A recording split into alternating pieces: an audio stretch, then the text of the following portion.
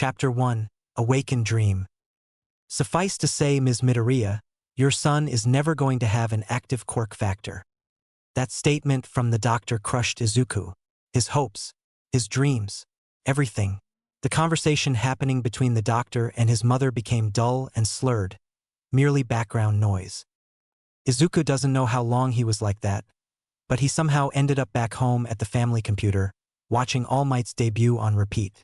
He heard something behind him, likely the door. Swiveling around in the chair, he stared at his mom through tear-clouded vision, her face contorted with sadness. "See, can I be a hero too, Mom?" he squeaked out. "Can I be just like All Might?" Her eyes flashed with something Izuku couldn't quite recognize before she quickly made her way across the room to him. "Oh, Izuku, I'm sorry, I'm so sorry." She kept talking, but Izuku had already stopped listening, his tears flowing harder than before. He felt his mom's arms around his small frame, but they just weren't as warm as they used to be. Being quirkless, as Izuku realized, isn't really all that bad. At least, it isn't when you don't attract any attention to yourself like he did today. Currently, his most zealous tormentor was right up in his face in an alley on the way home from school. Katsuki Bakugu, or Kaken, as Izuku used to call him, had cornered him with his gang of followers after school and dragged him here. "Who the hell are you trying to fool, Deku? Teach said that you were still planning on going to UA after high school. What the fuck is that about?" Katsuki's words didn't hurt as much as they used to, but the small explosions coming from his palms sure do. "You will never be able to go there, you quirkless loser. Get that through your thick skull for once in your damn life," he screamed, shoving him to the ground with an explosion. Izuku was seeing stars, but at this point just taking the hit and staying quiet would probably appease the explosion user enough to leave him be. "Hey, and stay down!" one of the cronies following Katsuki yelled, before quickly following behind their leader. Staying down sounds pretty good right now to Izuku. Alas, he had to get home before his mother worried. Leaning upward with a grunt, Izuku picked up his charred backpack from the ground next to him and slowly got to his feet. "Damn, that's gonna be hard to explain to Mom," Izuku mumbled, brushing some excess ash from his shoulder where Katsuki had grabbed him. As he finally got the will to walk back towards the main street, however, he heard a distinct click. Looking up, he saw a man just taller than him, his face hidden by his hoodie and bandana. "Give me your wallet, kid. Just make this quick and easy," the man ordered, raising the gun he had in his slightly higher. "Do it, now." Now, Izuku was certifiably afraid. This wasn't some bully or jerk. This guy was armed and probably couldn't care too much about hurting a kid. "Okay, sir. One moment, please." Shakily, but slowly, Izuku reached into his pocket and pulled out his wallet. He held it in front of him, the man swiping it from his hand before slowly backing up. "Now stay there for a few minutes. Don't need you calling for some help now, do we?" the man asked, his grip tightening on the pistol. Izuku nodded quickly, beads of sweat rolling down his face from the early fall heat. The man grunted and put the gun in his hoodie pocket before turning quickly and jogging away. The moment the man was gone, Izuku collapsed back onto the ground, taking deep breaths. All that was left in the alley now was Izuku, but his body was running on high alert, blood rushing to his ears. He could see people walking back and forth at the exit of the alley. Not a single one noticed the lone boy on the ground, and so, in true Midoriya fashion, he cried. Through sniffling breaths, Izuku pulled out his phone and sent a text to his mom that he would be home late, saying he had gotten detoured by a bad car accident. "Holy crap. My heart is beating so hard I think it might break my ribs. Why is it only me who has the absolute worst luck?" After a moment of gathering his courage, he carefully made his way to the entrance of the alley, looking around to see if he was being watched.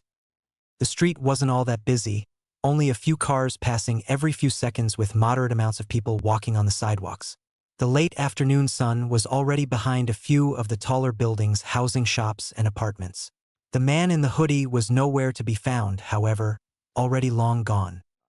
Breathing a heavy sigh of relief, Izuku decided to begin the arduous trek home. To be fair, it was only about a 20-minute walk from school to home and was just under halfway there.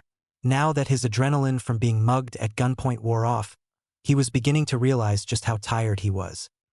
He figured that he might as well go to bed right after dinner tonight. Well, hopefully he can. Izuku, sweetie, are you okay? Did you get hurt? The moment he was inside and had his shoes off, Inko was all over him. I'm fine, Mom. Please, just a bit tired. That accident made me take the long way home, he said with a half-hearted chuckle, hugging his mom to calm her down before letting her go. Inko was worried sick when Izuku texted her. He is almost never home late, and with such a bad excuse as a bad car accident, there had to be something wrong. Looking him up and down, she could clearly tell that he was completely exhausted and had some dirt and grime on his pants. Izuku dear, was Katsuki bothering you again? She asked, but the worry now had a bit of anger mixed in. Izuku was quick to start vigorously waving his arms around with wide eyes, a large amount of no's and not him's mixed in. She sighed before her mind registered what he had said. Wait, what do you mean? Not him? Is someone else bothering you? Izuku froze, and this time Inko could see clear as day that something was wrong. She bored into him, trying to imagine what it could be. He was clearly pondering something until he finally broke, his eyes becoming glossy. Izuku mumbled something, but seeing that she couldn't hear him, decided to speak up to a volume louder than a whisper. I got mugged at gunpoint, Mom. Inko was speechless, her mind wrapping around what her baby boy just said. That moment lasted about 2 seconds before she was bawling, crushing her precious son in her arms. After several minutes of Izuku trying to bring his panicking mother back to earth, she finally calmed down enough to have them both go and sit down. He told her everything that happened in the alley minus the parts that had Katsuki and his group in them. Why didn't you call the police? She uttered, tears still running down her face. The police wouldn't have been able to do anything. The guy was long gone, and to be honest, I was freaking out a bit too much for me to catch what his face looked like. Though it doesn't help that he had it hidden behind a bandana. She sat in silence for a moment, wiping her face clear of tears. She added the used tissue to the almost full garbage bin, which she had been steadily filling over the last few minutes. His mom looked at him, her eyes looking into his own. Izuku, all that matters is that you are okay. I just don't know what I would do if you had gotten hurt. Izuku smiled softly and brought his mother into a deep hug. He spoke, just loud enough for her to hear. You mean the world to me too, Mom, and I promise to avoid situations like that as best I can. After the warm embrace, Inko went about plating the chicken katsu that she finished just prior to Izuku's arrival. For the first time since Izuku got home, he felt completely at peace, the only sounds coming from the 2 members of the Midoriya household enjoying their dinner. With every bite he took of his mother's wonderful cooking, the heaviness of his eyelids only grew. Izuku fought valiantly, but he realized he was fighting a losing battle when he ended up trying to eat a small bite of chicken just to drop it and shove a chopstick up his nostril. He needed sleep, thankfully. His mom quietly got up and began packing up Izuku's leftovers in a Tupperware container with a soft, "Go ahead and get some rest." His body complied by activating his bedtime routine on autopilot. He brushed his teeth, changed, and could immediately get some sleep. No worries in his mind, only the final thought that tomorrow was a weekend. Well, that and the fact that Tupperware was still in use somehow after 200 years. Izuku, to say the least, was cursing his luck. He kept waking in a cold sweat. The only dreams coming to him were vivid images of the masked man and his gun, pointing straight at him. Every detail of the sleek black pistol coming to mind. He tossed and turned, almost like a fever dream. At some point during the night, however, Izuku felt his phone jamming into his stomach. Reaching down with his hand, he mentally reminded himself to set his phone somewhere other than on the bed. When he went to grab the source of his irritation, however, it didn't feel like a phone. He tugged once, twice, even 3 times. It just wouldn't move. In fact, his side felt like it was being pulled by his hand, when he was most assuredly holding something that was hard and likely plastic. He decided, admittedly badly due to a lack of awareness, to yank on the offending object as hard as he could, giving him a nice jolt of pain up his side of his troubles. Finally achieving some semblance of awareness due to the shock of pain, he looked down to see that there was something moderately rectangular in shape sticking out of his side. His eyes widened, however, as he shot his other hand out to turn on his desk lamp. giving some light to the pitch-black room. Barely holding back a scream of terror, he realized that he was holding the grip to a gun.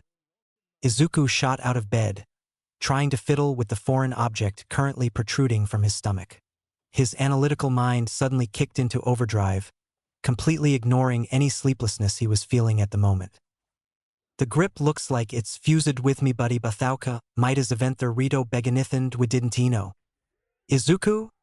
His mother grumbled, standing in the doorway and rubbing her eyes, adjusting to the bright light coming from his desk lamp.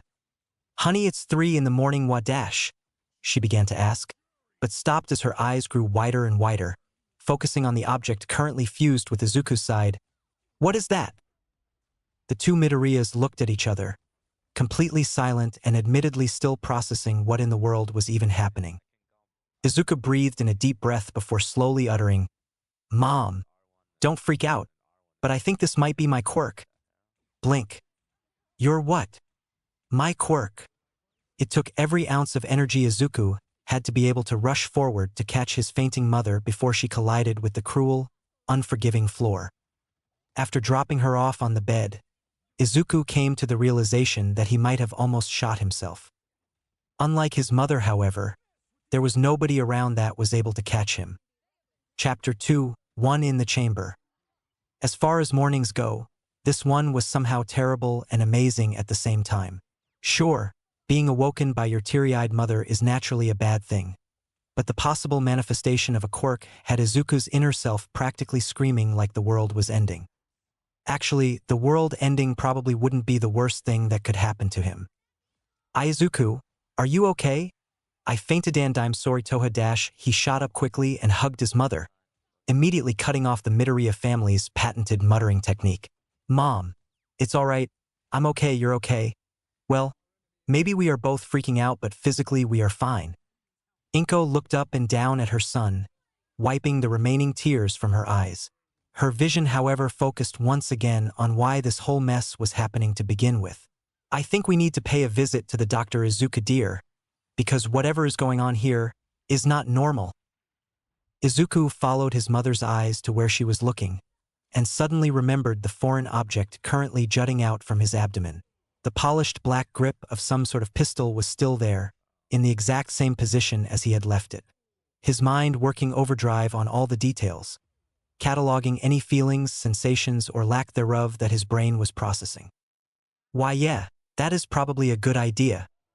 A hop, skip, and a jump later we find the Midoriya family currently sitting in the waiting area of Mizudafu General Hospital, awaiting for the doctor to come retrieve them for testing.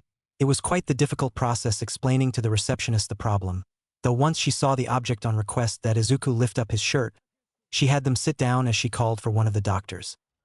Seeing as it is still somewhere around 5 in the morning, Izuku, even in his wound-up state, attempted to try and get some rest to make up for the sleepless night he had. He must have drifted off at some point, because he was brought back to the waking world when he felt his mother gently elbowing him in the side.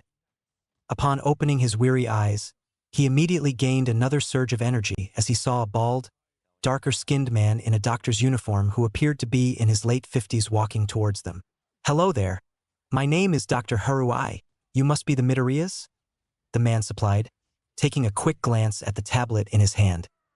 Yes, doctor, Inko replied. We believe that my son here may have manifested a quirk of some sort. Both Izuku and Inko were now standing, following the doctor as he motioned to follow them while typing into the tablet. Is there any pain, discomfort, or other sensation occurring at this moment? I would say there is something happening at this point, sir, replied Izuku. There is currently the grip of what appears to be a pistol protruding from my abdomen, though it only really is discomforting if you try to remove it. The doctor stopped after about a minute of walking down the hospital corridors and opened the door to a small examination room. Come on in here. And if you don't mind, could you remove your shirt, Mr. Midoriya? Giving the doctor a quick nod, Izuku sat on the bed and removed his shirt, while his mother went and sat on a chair in the corner. Putting gloves on, Dr. Haruai stated, If any force I apply causes discomfort, please let me know. He then proceeded to gently touch and prod areas around the object and the grip itself. The beginning of the examination progressed much like that, with Dr. Haruai going down the list of basic procedures like measuring heartbeat, blood pressure, etc. After taking Izuku's height and weight down, the doctor took a blood sample from his arm and put it in a machine sitting on the counter.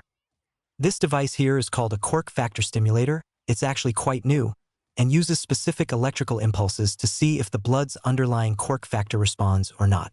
If it responds, then we know for sure that you have an active Quirk factor, the man explained, seeing the curiosity glistening in both of the Midoriya's eyes. It is the most accurate method we have of Quirk detection so far, making even the toe joint rule obsolete, as even that older rule has only roughly 70% accuracy. What a useful device, doctor. Who invented it? I haven't seen it in the news or any of the magazines I read, Inko asked, watching the machine intently as it processed the blood. Well, the device itself was manufactured by Hatsum Industries, though I suppose that would be led back to their head engineer Mako Hatsum. Though the doctor stopped when a distinct beep was heard from the machine. Looking down at his tablet, a small grin appeared on his face as he looked up at Izuku. Well, the numbers don't lie. It appears that you have a Quirk. Congratulations. Inko never thought she would have seen the way her son's eyes lit up like they are right now ever again in her lifetime. It took exactly 1 second before both Midoriyas were letting loose their tears, where the doctor kindly proceeded to give both of them a box of tissues. Where he got them, that's not important. It took the both of them a minute to calm back down, though their emotions were still running high. Well, doctor, how do we find out what it is? Izuku asked, wiping his face with another tissue. For that, let's figure out exactly what led up to your Quirk activating, as it appears that the object likely being produced from your body is only partially complete. So, with a quiet nod from his mother, Izuku told the doctor of the events of the last day, and of how he felt like he simply couldn't get any sleep last night due to his nightmares. He explained how he only noticed the pistol grip sticking out of him when he tried to grab and pull on it, thinking it was his phone.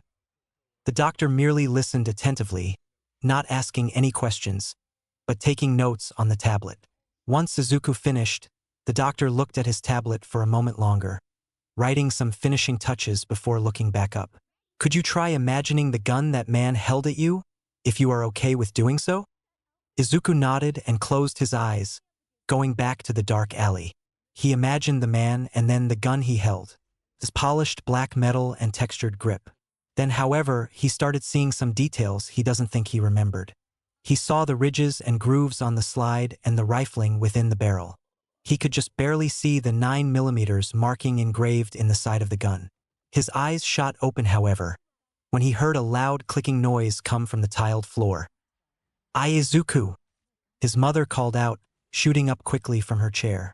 Looking down, he saw the doctor gingerly pick up the completed black pistol from the floor, looking it over carefully.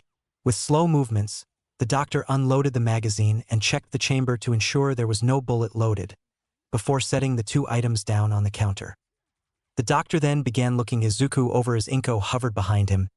How are you feeling right now? Are you tired? In pain? Uncomfortable? Izuku thought for a moment, feeling himself out, and realized that he suddenly felt somewhat tired again. I'm feeling kinda tired, Dr. Haruai, but otherwise I feel fine. That's very good. I'm going to take another blood sample now to compare to earlier to see how it affected your body's nutritional health. The doctor then took another syringe and eased it into Izuku's arm. Looking at himself, Izuku saw that there were no abnormalities, no objects sticking out of his body or any other weird occurrence. Is my son okay, doctor? What about his Quirk? Is it a danger to his health? His mother asked, releasing several questions she had been holding in until the doctor had finished looking Izuku over. Well, Ms. Midoriya, it would appear that your son has some sort of emitter-type creation Quirk from what we have gathered so far, but at this point it would be best if you came back with an appointment later today. That way I can give his blood a look over, and so I can prepare some tests to see just what his Quirk can do. The doctor paused and gave a smile to Izuku as he stood up. But either way, I'd say you have quite the Quirk here, young man. Take care, you two, and I'll see you later. Yup, that was it. The dam of emotions Izuku had been holding back the entire visit just shattered like a pane of glass. Tears were shed, his mother immediately responding to her son's activation of his tear glands with her own. The doctor was quick to hand them tissues, but immediately started looking for towels to clean up the puddles beginning to form on the floor. It took a couple minutes before the wells ran dry, and just as long to dry up the wet floor. Izuku and Inko both left with an embarrassed wave, and finalized the time of the appointment with the receptionist. Once they were back in the car, exhaustion hit Izuku like a truck, knocking him out the moment they were on the road. Izuku woke up several hours later, the sun already high in the sky instead of the barely present early morning light he had gone to sleep seeing. He stretched in his bed, and thanked whatever deities that were looking out for him that there wasn't another portion of a gun sticking out of him. Now having a healthy amount of sleep, his energy has returned to him, and so has his appetite. He made his way out of his room and towards the kitchen, where he was surprised to see his mom already making a large amount of katsudon. "Oh, perfect! I was about to go wake you up for a late breakfast. Dr. Haruai called and said that you would likely be very hungry when you woke up. He said something about protein and mineral depletion in your blood, but also said a hearty meal with lots of protein was an easy solution." "Wow. Well, thank you very much, Mom." The doctor was definitely right. Izuku was then interrupted by the loudest grumble either Midoriya had heard a stomach make. Immediately grabbing a bowl with rice already in it, Inko put several pieces of the katsu in and handed it to Izuku, who took it and sat down to devour the meal. 20 minutes later, Izuku now felt stuffed, having eaten roughly 4 times his normal helping or food, much to the wide-eyed surprise of his mother. "I love that you enjoyed my cooking, dear, but that isn't normal." Izuku sat up in his seat, eyeing the now empty bowl. "Definitely not normal, but I must say that if what the doctor said about my blood is true, then it should be expected."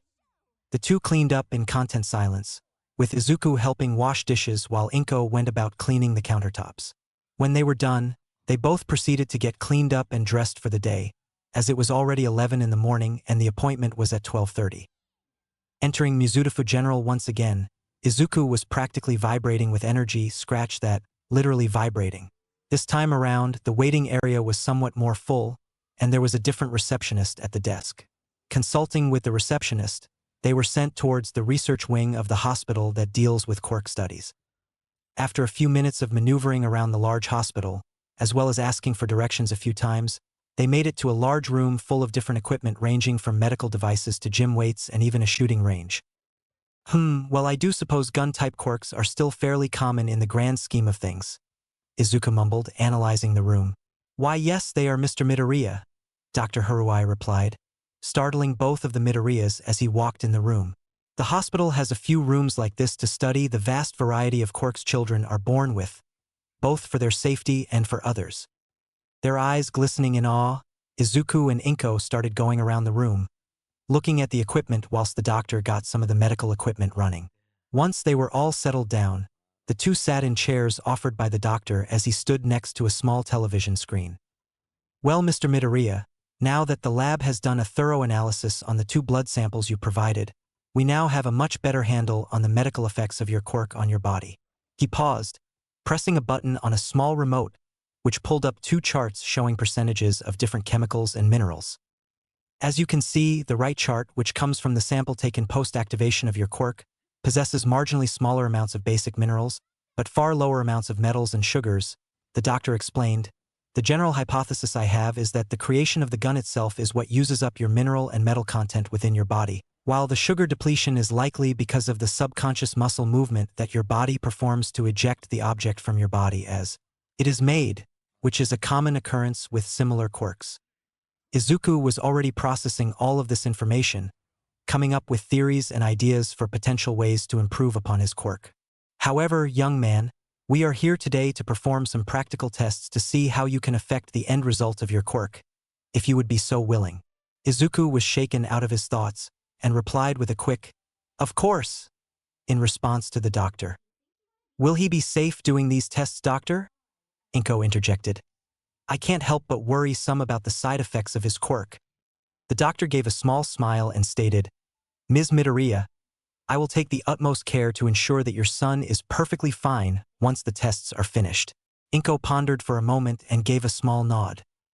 From there, Izuku once again had some blood drawn, and all his measurements taken as standard procedure called for. The doctor then set up a few electrodes on Izuku's head to monitor his brain waves while the tests were done. He then went to sit next to the doctor at the computer, as he held out various small objects and trinkets for Izuku to attempt to create.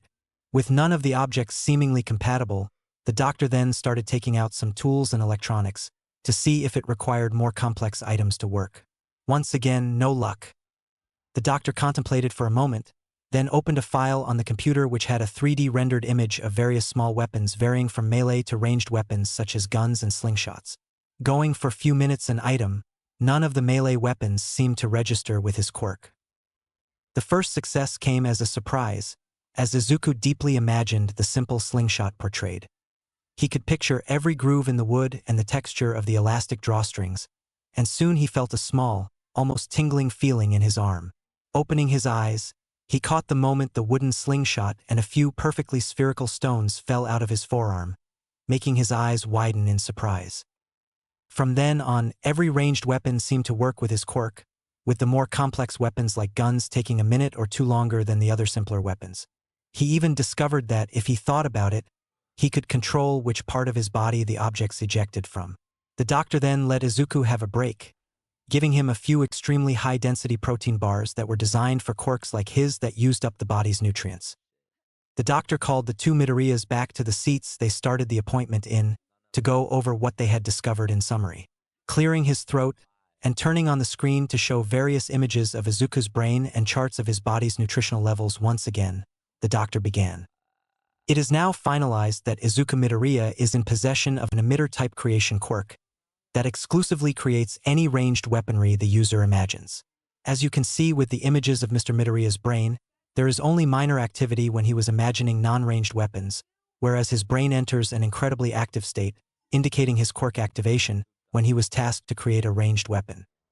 The doctor paused, letting Izuku and Inko look at the two vastly different images of Izuku's brain. On the left, it had some sparse lit-up areas as was expected, but on the right, it looked like his brain was some weird festival light show. Also, as far as I can see, the effects made by the quirk can be easily negated by eating meals high in protein and metal content, as well as some sugary drinks thrown in to help with low blood sugar.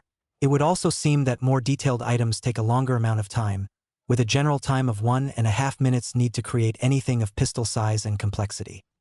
The doctor paused again, this time a small grin forming on his face. All there is left to do, young man, is give your quirk a name, as it is the first of his kind. Izuku's thought process froze. A name, the first impression anyone would get from his quirk. In a way, it could even partially define who you are. His brain restarted when his mother placed a gentle hand on his shoulder, a silent smile reassuring him that she supports his decision no matter what. The quirk. No, my quirk. My quirk's name is Gunsmith. Chapter 3, The Cowboy Cometh. Summary: a necessary confrontation and the meeting of a lifetime. Gunsmith, that is quite fitting in my opinion, Dr. Haruai mused, though it must go for the record that you can't create anything in public without a quirk use license. And even then I doubt the quirk registry would allow you to even have any weapons on your person without proper training. Izuku absorbed the doctor's words like a sponge. Not being able to use his quirk at all until he took a test for a hero course simply wouldn't do. Even he knew that he would need training to even be allowed to use the weapons he creates. Well, perhaps I could pull some strings, all things considered. It shouldn't be too hard for me to get you mandated quirk training, in this case what would amount to shooting courses, since you have essentially been misdiagnosed by the medical system up until now. Both Midoriya's heads shot towards the doctor, shocked at what he was saying. You would do something like that for my son, doctor? Inko asked, small tears welling up in her eyes. Of course, it would be against my better nature for me to not attempt to make it up to you on behalf of the medical community.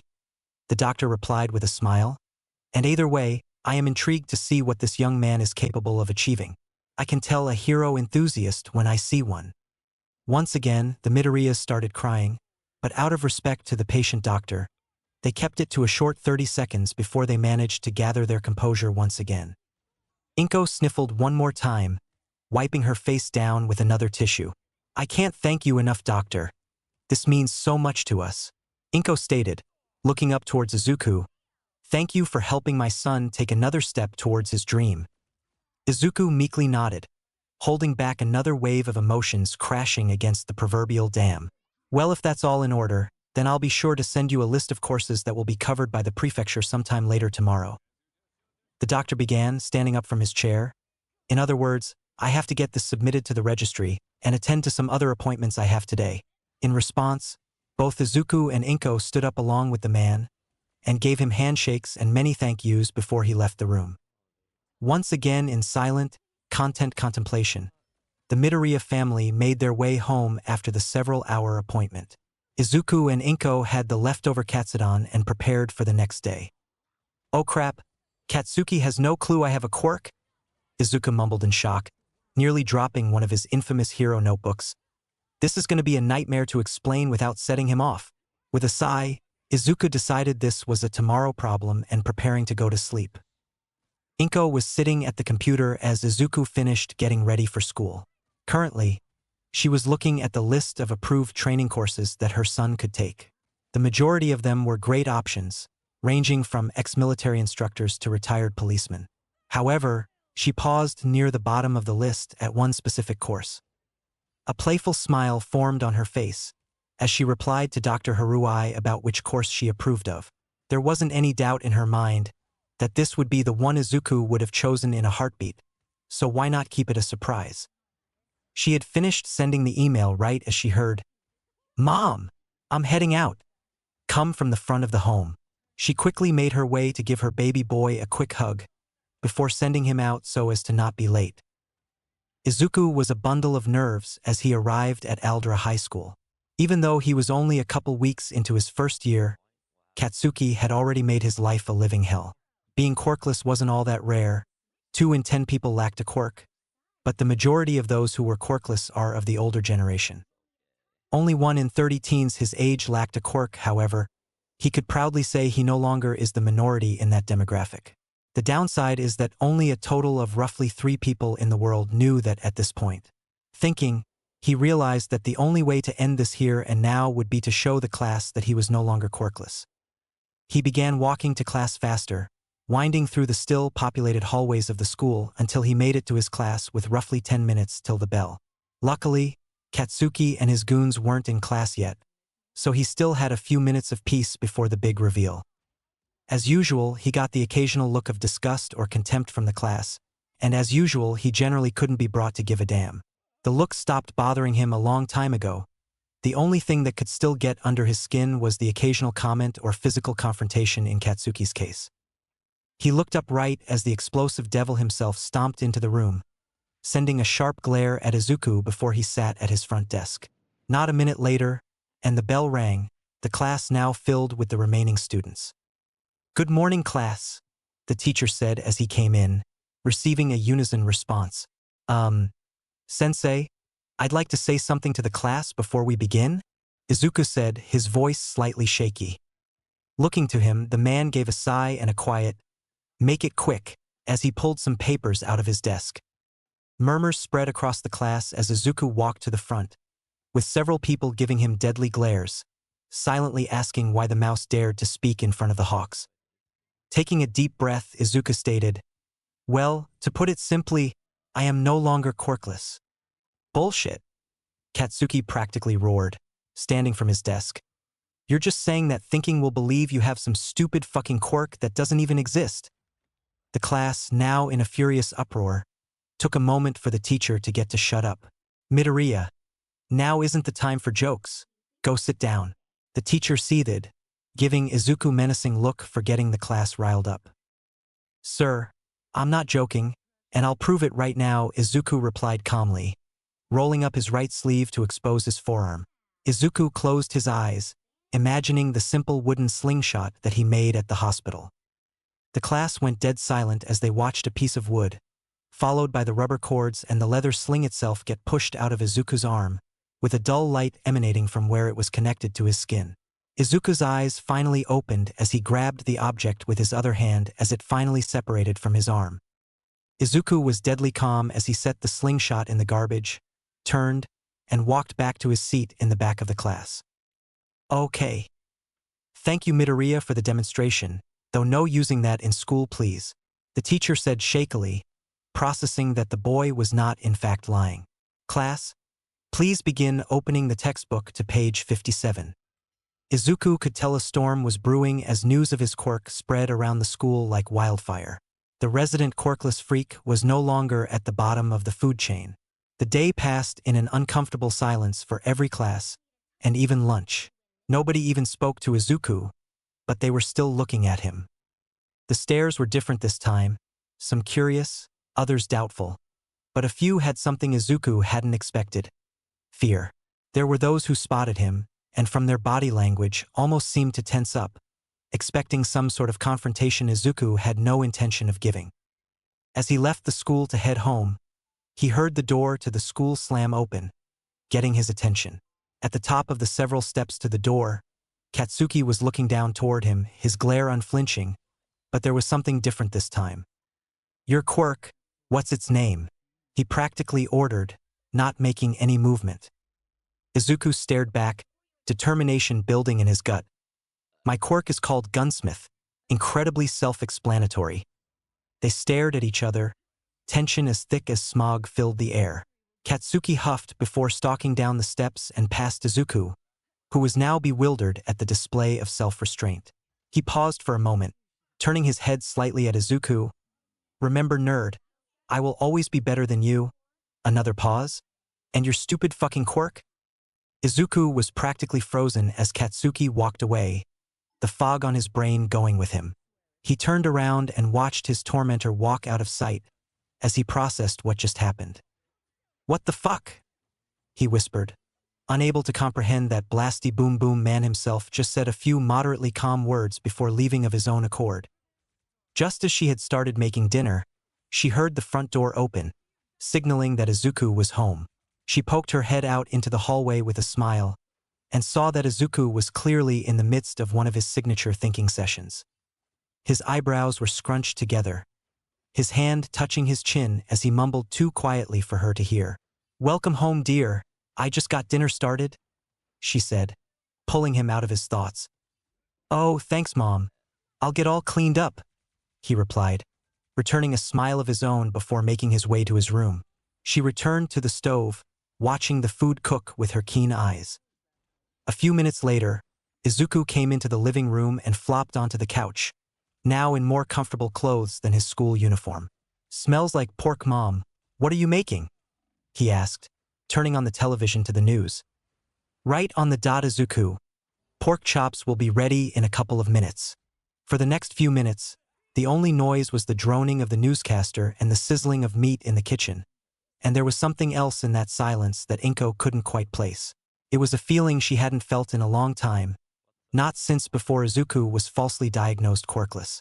Not wanting to look the gift horse in the mouth either way, she set the table and called Izuku over. As they were cleaning up the dishes, Inko cleared her throat, getting her son's attention.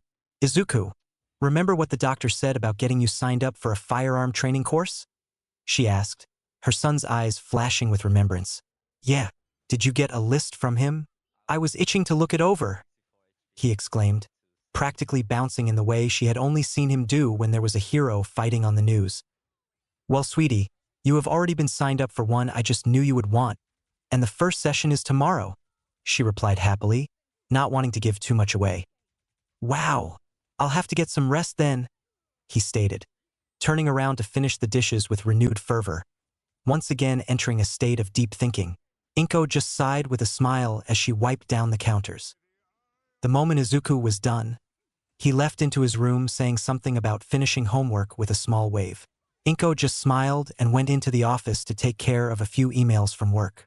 After about an hour of working, she left to get ready for bed. Deciding to check on Izuku one more time, she smiled as she saw him sleeping, with one of his hero notebooks open showing the Pro Hero gunhead in it. "Looking for some inspiration, HM?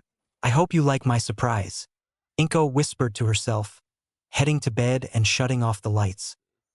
Izuku has been excited the whole day, and nothing has attempted to stop him, though he has done his best to hide it. The school seemed to have settled down some, and for the most part, now seems to be ignoring Izuku's existence. Most of the stares have gone away, though a few still linger their eyes on him longer than the average person. Izuku still was ruminating over what Katsuki had said to him, with the occasional glance sent towards the explosive boy. Katsuki seemed more frustrated than usual, but also less aggressive, like he was contemplating something vicariously every moment of the day. As he was leaving school to meet his mom back home, not a single one of Katsuki's gang were in sight, much less the leader himself. As he made his way home, he went over exactly why his mother would want to keep who the class was taught by a surprise. Without a doubt, it was being taught by a pro-hero. There was no other option as to who his mother would hide from him. He had spent quite a while last night going over every pro-hero he knew that had a gun-type quirk or used guns as support gear for their quirk. He stopped that train of thought, however, as he bounded up the stairs and into their apartment, immediately getting changed. He came out and saw his mother was already waiting by the front door with a massive grin on her face. "Ready to get going?" she asked, putting on her shoes with Izuku. "I'm all set," he replied excitedly, following his mom to the car. They drove with only the smooth jazz from the radio and the noises of the road filling their ears, perfectly content to sit in an upbeat silence. Izuku was excited, and was only more so that his mother seemed to be in the same mood as him. Making their way across Mizutofu, the drive was only about 20 minutes long before they arrived at their destination. The building itself looked like it had 3 floors, and seemed rather large in terms of floor space. Looking towards the front door, Izuku's eyes widened at the large sign above the double sliding doors. High Noon Weapons. Inko's smile didn't falter even as her son let out a high-pitched squeal in the seat next to her, literally bouncing in his seat. "Mom, this place is the weapons store and training center run by the quick-draw hero. Snipe," he exclaimed. "You really knew exactly what I wanted. Thank you so much, Mom." She just gave a hearty laugh, purely elated at the sight of the brightest smile her son had ever given her. "I'm your mother, of course I know. Just promise me you'll do your best to become the #1 hero. Okay?" Izuku listened to his mother intently, and could only nod as he held back tears, for the sake of being on time for his first session. Parking the car in one of the available spaces, the 2 Midoriyas got out of the car and went into the large building. The first floor was filled with chest-high shelves of accessories both for people and their firearms, sale markers every few aisles offering decent prices for all the items. There was a section for gun cases, safes, and even for tactical clothing. His eyes were eating everything up as he followed his mom to one of the large glass counters on the edge of the room, which was filled with a large assortment of pistols and knives, as well as some attachments and cleaning kits. "How can I help you today, ma'am?" a woman asked, coming from further down the counter to meet them. Looking at her, she had lightly tanned skin and gray hair, yet didn't look a day above 20. Her face was slightly rounded with a pair of glasses over her silver eyes.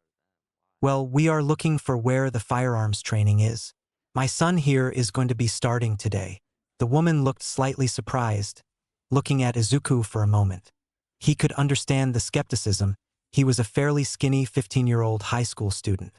Her surprise quickly disappeared, however, with a nod and gestured to follow her with a small smile. She led the two to the far right corner of the room where there were stairs and an elevator. They took the elevator and headed down into the basement. When the doors opened, they were greeted with a plain room that had a calendar and posters showing local gun-related events, as well as chairs and a water fountain. "Go ahead and wait in here for the instructor. Make yourself at home. He should be here any minute now," she said with a bow, before turning back around and heading up to the first floor. And so they waited. Izuku looked around at the different posters on the wall while Inko looked at one of the female-oriented tactical magazines. They were there for less than 50 seconds, however, when the elevator dinged again, and Izuku came dangerously close to a heart attack. Out of the elevator came a man with a Western cowboy hat, gas mask, and flowing red cape. "Well, hello there. I'm the pro-hero Snipe, your instructor kid," he said, tipping his hat towards Izuku. "And you must be his lovely mother. Nice to make your acquaintance." Since Izuku was completely frozen in shock, Inko decided to speak up. "Nice to meet you as well, sir. I'm Inko Midoriya, and this is my son, Izuku Midoriya." She stood up and shook the man's hand. How gentle, Inko thought, as the man gave her a respectful shake before turning towards Izuku with his hand out. Izuku forced himself to shake the man's hand, and the firm, yet gentle grip he had made him relax to a point of being able to think at normal speed.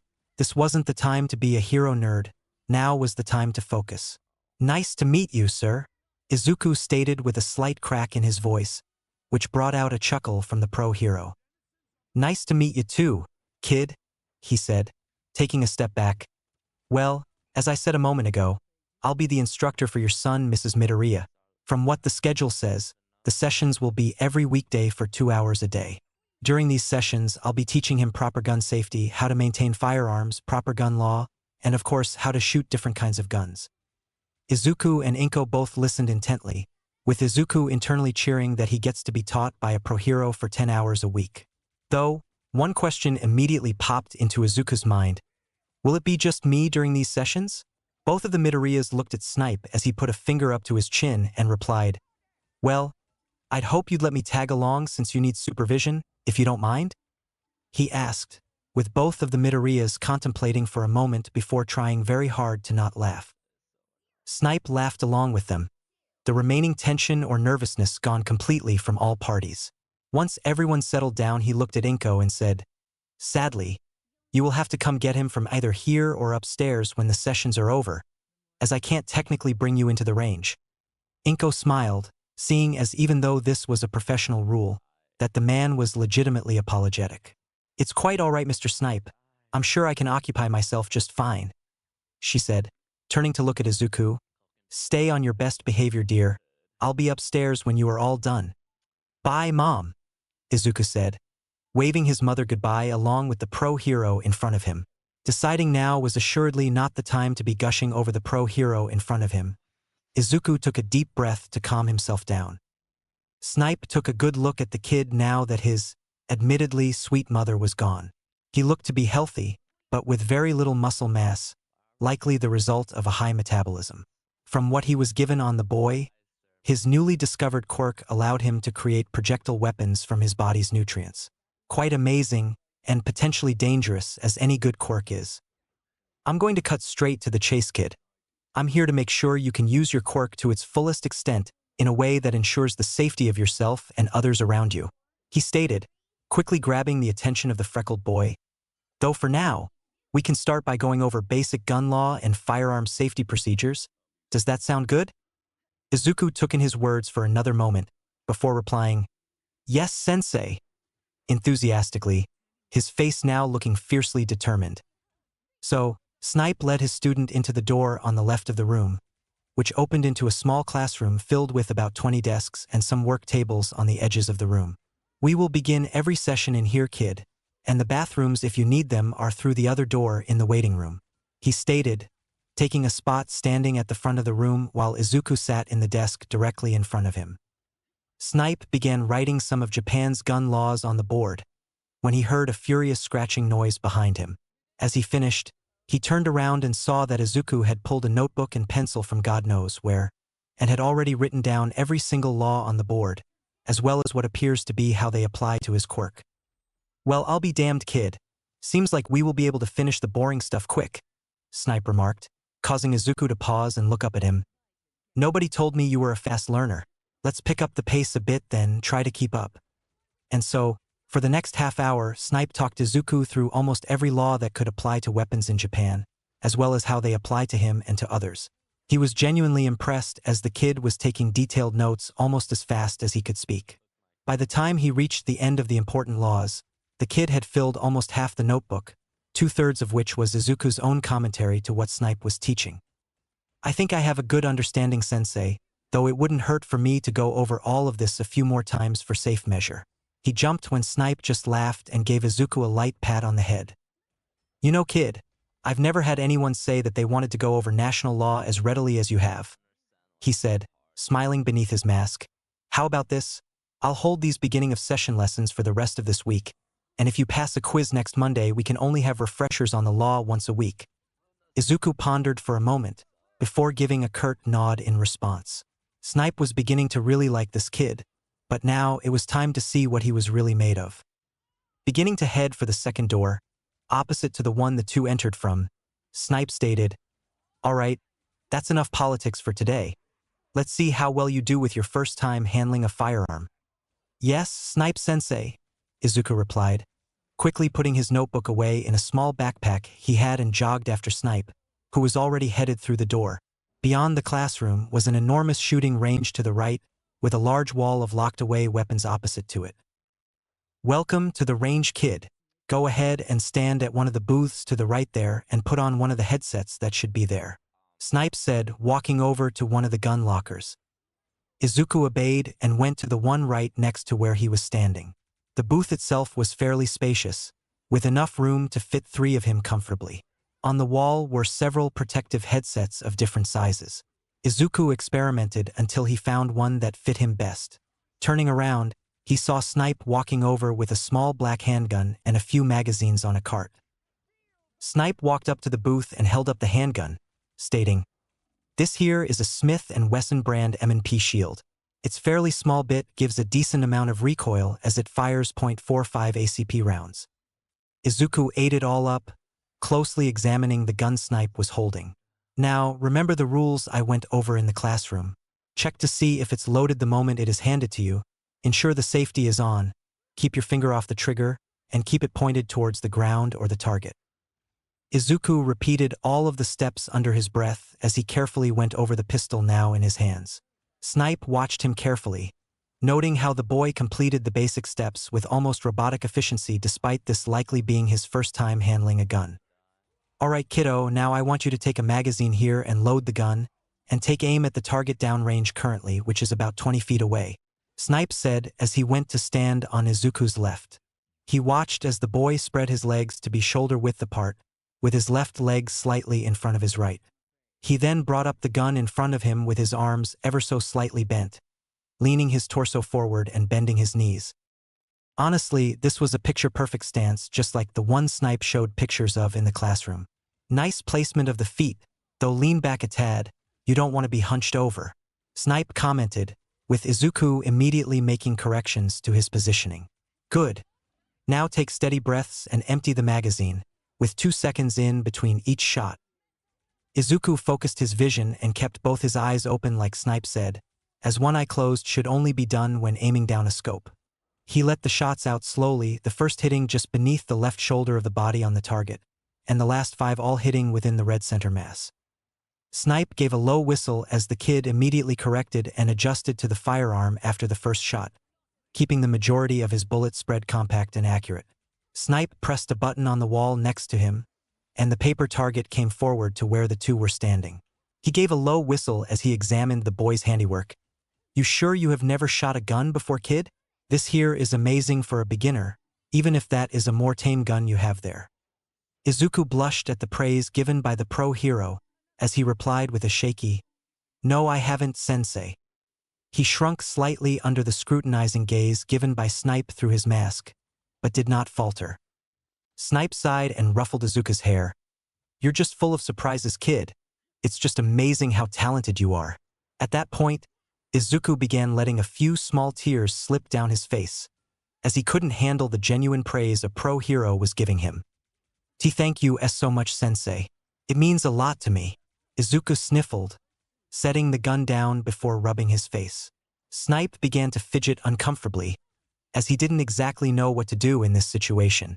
Most people didn't cry when complimented, which made Snipe wonder in the back of his head just what this kid's life was like to make him so happy to receive praise.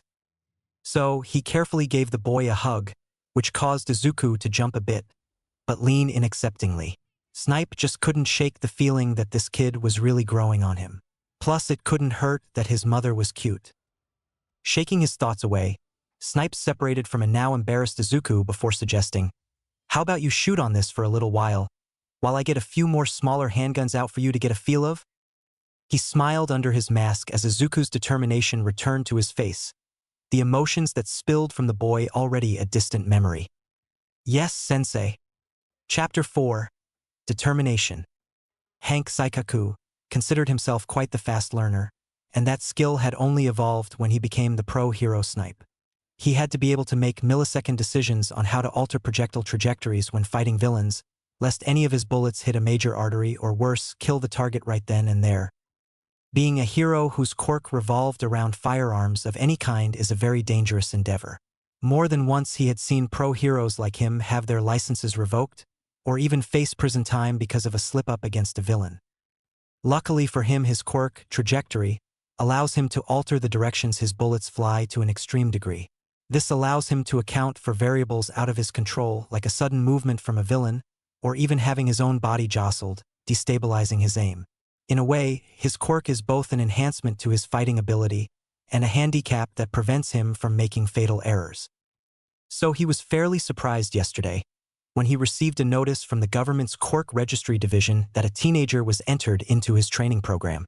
Taking a look at his background, it would appear that the young man was receiving training to ensure that he would be able to have complete control over his quirk, Gunsmith. Hank skipped a few pages on the boy's physical health to check just what his quirk was, so he could have an idea of what extra training he would have to take into account. To his surprise, his quirk wasn't something related to the use of guns, but the creation of them. Well, any projectile-based weapon to be specific. Normally, this specific category of quirk wouldn't qualify a need for firearms training. Someone must have pulled some strings for the kid, or there was some other factor being taken into account. Either way, Hank went back to checking over the lesson plans he was altering for the upcoming year for UA. "I think we've found ourselves a little problem here, kid," Hank stated, watching Izuku shakily set down the fourth pistol variant they were trying.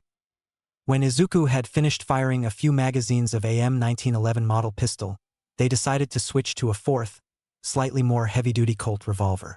It was then Hank had noticed the slight shaking in Izuku's arms, and that became far more apparent after he fired a few shots at the target downrange.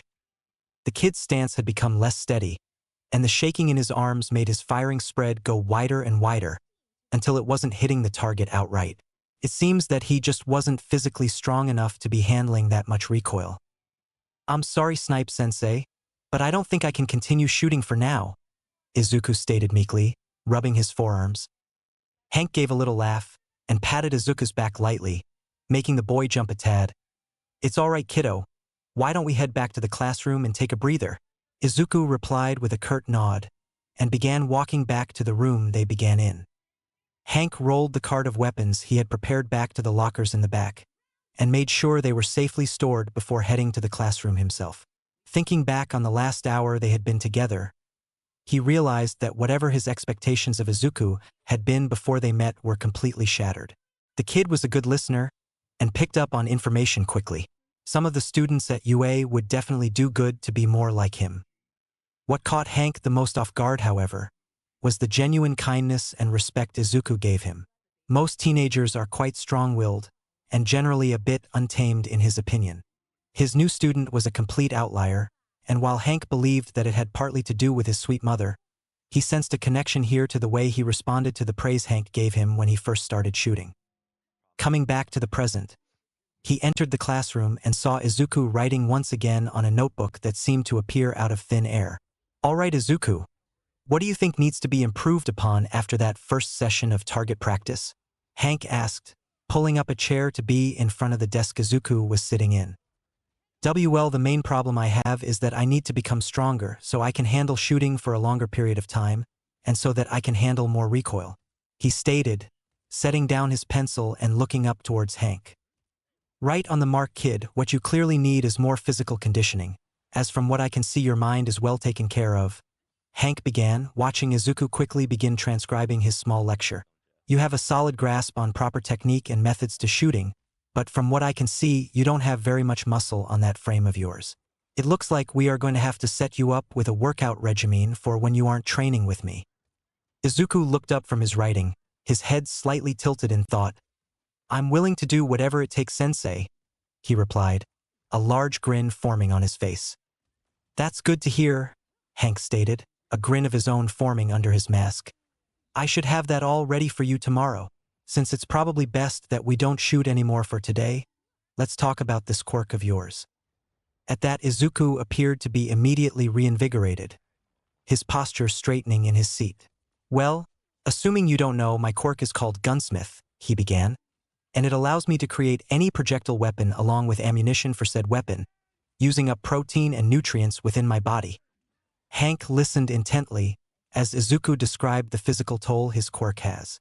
For what little time he has had it, Izuku seems to have quite a good understanding of at least the major functions of the quirk. Hank thought, following along as Izuku finished up with the details. "Well, kid, How about we think of some ways to improve on that quirk of yours?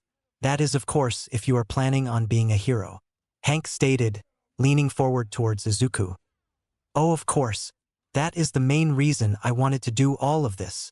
Izuku replied, his body going rigidly straight. Hank stared down the boy for a moment longer, his slight smile hidden behind his mask. Well, alrighty then, he said, leaning back into a more relaxed posture. Let's get some ideas flowing. After about half an hour of shooting ideas back and forth, pun intended, the two had written down a small list of plausible theories and experiments to test unknown aspects of gunsmith. I think that's a solid set of ideas we have down, and all that leaves us with is 30 more minutes to work with, Snipe mused, standing up from his chair to stretch his shoulders. Izuku jotted down a few more ideas into the notebook before setting it down and looking it over. Well, we will likely only have time to do 2 of these smaller experiments, Sensei, Izuku stated, pointing at 2 of the ideas near the middle of the list. Snipe walked next to Izuku and pondered what Izuku was suggesting. Seems like a sound plan, kiddo, he replied, patting Izuku on the shoulder. I'll go and get the materials we need. Be back in a jiffy. With that, the pro hero walked out of the room towards the shooting range, while Izuku brought his things towards one of the workbenches on the edges of the room. The 2 items on the list were simple yet quite important in their own ways. The first was whether or not gunsmith allows for the creation of ammo separate from a weapon. This could allow Izuku to stock up on individual portions of ammunition without wasting nutrients and stamina on making a completely new weapon. The second experiment was similar in that it would test if gunsmith can make individual attachments to ranged weapons, which offers similar boons if it is successful. Snipe came back into the room and immediately made his way to the station Izuku was sitting at. He then set a few different calibers of bullets, as well as a basic iron sight for a rifle and a flashlight attachment for a pistol. Okay, kid, these should do for this quick experiment, Snipe said, taking a seat next to him. Izuku replied with a nod and reached to pick up and examine the 9mm rounds offered. He closed his eyes and thought of the shape of the bullet, the grooves resulting from the various connected parts as well as the gunpowder that lay within. He then felt almost a light tingling in his body, which he forced to move to the open palm of his free hand. Izuku opened his eyes and held onto the feeling of gunsmith activating, watching in awe as several more identical bullets began gathering in his palm, forming at an extremely fast rate. That was only about 3 seconds before the bullets started coming out, Snipe pondered, watching the display of Izuku's quirk with intense curiosity. And it seems the individual bullets form at roughly a rate of 2 per second. Izuku held the activation for a few more seconds, and then released once his hand was completely filled with bullets. Sensei, it worked, Izuku exclaimed, completely elated that a new discovery had been made. Sure did, Snipe replied, giving the boy a thumbs up. Now how about you try making a magazine to hold those bullets in? Setting the bullets down onto the work table, Izuku once again went into thought, getting the shape and structure of the magazine he needed for the ammunition he needed. He tried imagining the structure to be empty, so that he could insert the pre-made bullets, but no matter how hard he tried, he just didn't feel the familiar connection of his quirk. Deciding that an empty magazine wouldn't work, he then imagined the bullets themselves being created along with the magazine, so that the ammunition was ready to be loaded and fired. Sure enough, the connection appeared, and Izuku went through the same process, opening his eyes to watch as a fully loaded 9mm magazine slid out of his palm in just about 3 seconds. Good to know, Izuku mumbled, taking notes once again in the notebook on the table. Let me guess, you can only make loaded magazines? Snipe asked, having watched Izuku go through a quiet storm of mumbling. Yup, Izuku replied, once again cheerful. I think I can only make the magazine since the ammunition is housed within it as a single unit. Sounds like a solid explanation, Snipe replied. Now try those 2 accessories while I clean up the table. Izuku moved the stray bullets towards the pro hero, and then proceeded to try and create the iron sights on the table. He let his mind flow once again, but after a failure to connect with that, he found the same result with the flashlight attachment. Dang, looks like those don't work on their own, Izuku huffed, a little disappointed that both experiments couldn't work. Don't stress it, kiddo, that's just how quirks are sometimes, Snipe stated, once again ruffling Izuku's messy green tufts of hair. We can run some more of these experiments later, as our time is just about up. Sounds great, Sensei. Inko was having quite a bit of fun, learning about the ins and outs of the store from the lady her and Izuku had encountered when they first entered the store. The two had become fast friends, as Inko stuck around the store instead of leaving, just for today of course, since it was Izuku's first day. Inko had come to find out that her name was Tsuruhi Saikaku, or Sarah, as she preferred to be called by friends. As a matter of fact, she was the sister of the hero Snipe, and ran the retail end of the business while her brother dealt with the other facets like training and maintenance, though they still had plenty of employees to loosen the burden. After all, from what Sarah had told Inko, her brother was quite busy between the business, hero work, and a teaching job at UA. Well, Inko, I believe your son and Han should be done any time now, Sarah began, taking another sip of her black coffee. Just know that you can shoot me a text whenever. I'm not usually super busy around here. I would quite like that. I haven't really had anyone to talk to recently besides one of my oldest childhood friends, Inko replied, before finishing her own incredibly sweetened coffee. The darker-skinned woman gave a bright smile and proceeded to take their 2 cups and throw them into the trash can of the break room they were currently occupying. I'm going to have to get back to the front, making sure business is running smoothly and all. I'd best go wait for Izuku as well, Inko replied, following Sarah out of the room. I sure hope he enjoyed himself, considering he is going to be coming here for a while. As the 2 women walked out of the room and into the main portion of the first floor, Inko's shoe caught on the edge of a clothing rack, and she began to stumble forward. Before she could hit the ground, however, a large pair of arms caught her in their embrace, steadying her back on her feet. You all right there, ma'am? The man asked. Looking up to see who caught her, she let out a slight eep, when it was none other than the pro-hero teaching her son. I think I'm fine now, Mr. Snipe, Inko stated shakily, a light blush appearing from noticing how muscular the hero was, considering his hero costume had no sleeves. The hero quickly let go of her and rubbed the back of his head. That's good to hear, Mrs. Midoriya, the pro-hero replied. Though you can just call me Han, since we will be seeing each other quite a bit. Oh, okay. Though your sister mentioned that your given name was Hank, Inko asked, the light blush on her features refusing to disappear. At that, the man gave a hearty laugh and replied, Hank is definitely my name, but it makes me feel like I'm an old man. I've always preferred Han like Tsuruhi over here prefers Sarah. I see, Inko stated, finally managing to regain her composure. Well, I hope my son here wasn't too much trouble for you, Han. At that specific comment, Izuku got slightly more rigid, almost tense as to what his new teacher would have to say. This young man, Han began, placing a gloved hand on Izuku's shoulder, is by far one of the best students I've had the pleasure of teaching, and it has only been 1 day. Izuku, Inko, and even Sarah looked quite surprised at that statement, with the 2 Midoriyas already beginning to tear up. Luckily, they managed to hold in the emotions that stemmed from such a meaningful compliment by the pro-hero. "TT, thank you, Sensei," Izuku managed to squeak out, his throat tight with happiness. The mother and son then proceed to bow deeply, attempting to show the gratitude they were feeling without speaking. Now it was Han's turn to be surprised, as he looked towards his sister for some help. Of course, Sarah just gave him a small grin and a shrug, leaving him to find his own words. "There's no need for that, you two. Y'all are some of the kindest people I've met," he stated, attempting to calm down the emotional duo. "I'll be seeing you two for a while now, so why don't you go get some rest? I'm sure Izuku here could use it after the work we did today." The Midoriyas stopped bowing at that point, looking at each other and seeming to find the pro-hero's words to be true. "I guess I'll see you tomorrow, Sensei," Izuku stated, while Inko gave a small hug to Sarah and a mumbled goodbye to Han. "Take care of yourselves, and shoot me a text sometime, Inko," Sarah said in a chipper tone, waving the two off. "Now, spill the beans on what happened between you and the kid," Sarah stated, her glasses shining with a glint for gossip.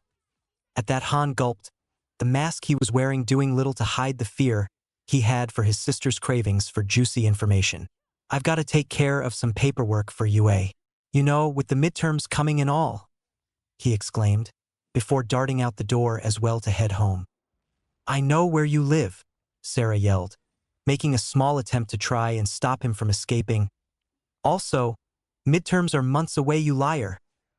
Izuku had been quiet the entire way home, and didn't speak but a few words to his mother before heading up to his room.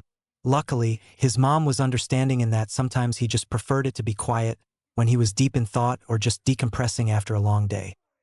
Thinking back on the experience he had today, quite a lot had happened. Not only does Katsuki and the school now know about his quirk, but he had learned even more about its inner workings with a pro hero. Then, as if that wasn't enough, said hero legitimately complimented Izuku and put in effort to make him better prepared for a future as a hero. All of these thoughts and emotions were swarming in his head, even as he went to the dining table for dinner. Izuku dear, Inko interjected, snapping Izuku out of his inner turmoil. How was your session with Esenhun? I never actually heard about what you did with him downstairs. Izuku pondered for a moment, gathering himself back together as he took another bite of rice. Well, Mom, it all started with some lessons on Japanese gun laws. So, Izuku told his mother about absolutely everything, telling about every law he learned, weapon he fired, and piece of advice Snipe had given him. She listened intently, a permanent smile on her face, as she listened to her son energetically describe his session. Even as their food grew cold, completely forgotten by the two people at the table, they could care less compared to the lively conversation they were having. Then, at the end, we experimented with Gunsmith and found that I can create ammunition for different weapons separate from the weapons themselves. Though, I can't make any lone attachments or accessories. Izuku finished, taking a big gulp of his water to quench his dry throat. That is absolutely wonderful, dear, Inko stated, a happiness in her eyes and smile that Izuku hasn't remembered seeing in a very long time. Well, how about you go get to bed, since you have school in the morning, and I will take care of cleaning up. You look quite tired, sweetie. Izuku didn't object one bit, as his mother went about cleaning the dishes while Izuku went to get ready for tomorrow. After a much-needed shower and change of clothes, Izuku laid in his bed, the only light coming from the street lamps outside his window. Snipe-sensei has already done so much for me, Izuku thought, closing his eyes. Now I have to repay his promise to help me improve by working as hard as I can. I will master my quirk and make it into UA so I can be the greatest hero. Chapter 5. Smarter, faster, stronger. You know, Sensei, when you said training regimen, I wasn't expecting all of this? Izuku looked down at the literal folder the pro hero Snipe had just handed him, with heroic training guide written in large letters on the front. Well, kid, Snipe began, walking with Izuku into the shooting range. That packet which I labored over for several hours last night covers absolutely everything we will be doing for the duration of our sessions, as well as extra material for work you can do afterwards, including a large amount of recipes for the meal plan I made should you choose to use it, and a fairly summarized list of all of Japan's heroics, quirk use, and firearm laws. So much, Izuku exclaimed, setting the massive amount of materials down onto one of the back tables with the rest of his belongings. So, do you think you are up to it? Snipe asked him, turning to face Izuku with his hands on his hips. Yes, Sensei. So, as the days passed, the true beginning of Izuku's training began.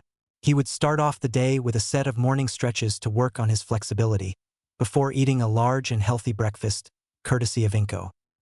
She did, however, ask Sarah about where Han had gotten these recipes, and she came to find out that he had spent several years in America, where his part-time hobby of cooking caused him to search out new types of cuisines to add to his repertoire. Then, after devouring the breakfasts, Izuku did several small sets of push-ups, sit-ups, and squats. He would then follow up by jogging to school every day. While school had become far more normalized for Izuku, he could tell that there was always the occasional stare he would get in the halls, and people were still reluctant to speak to him. Even Katsuki had practically stopped any and all forms of bullying, not just to Izuku, but the other weaker students in the school. After school ended, Izuku was picked up by his mother and ferried to High Noon Weapons, where Snipe was always ready to get started. Inko herself would chat with Sarah in the main area of the store for a bit before heading out to get errands done while Izuku worked with the pro. Every day Izuku and Snipe would do a quick refresher on a couple sets of laws a day, including the differences in laws between prefectures, which Izuku always passed with flying colors.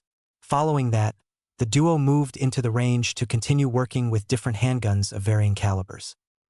Every day Izuku could last a little bit longer on the range before his aim began degrading. After the range, they alternate every day between physical workouts and quirk training. The physical training pushed Izuku to his limits, leaving his whole body sore from the various workouts. Izuku came to find out that the second floor of the facility had a small gym for Snipe and the other employees to use on their off time. This gym is where Izuku found out that he was actually a complete string bean. He could consistently bench press the 75-pound bar on its own for several reps, but any more than that and he would tire out fast. Though on their first day in the gym, Snipe had Izuku take a picture against the wall for the record, along with writing down all of his baseline values when it came to weights and his other workouts.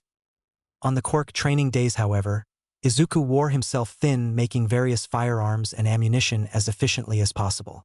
Through this process, Izuku found that there was a sweet spot where the speed and stamina use balanced out when creating new items. If he takes the process too fast, he ends up using more nutrients and tires out easier. On the other hand, taking his time to make objects didn't end up using as much stamina. Some other information he found out was that he could in fact make attachments to weapons, but they had to be made with the weapon at the same time. He also found out that he could make up to 3 copies of the same item at a time, which was very useful for the quick production of extra ammunition. Then they also found that the more Izuku produces a specific item, the faster it can be made later. By repeatedly producing weapons, he found that he could make just about any handgun in roughly 15 seconds. For one experiment, Snipe even called in a few favors and acquired blueprints for several handgun models.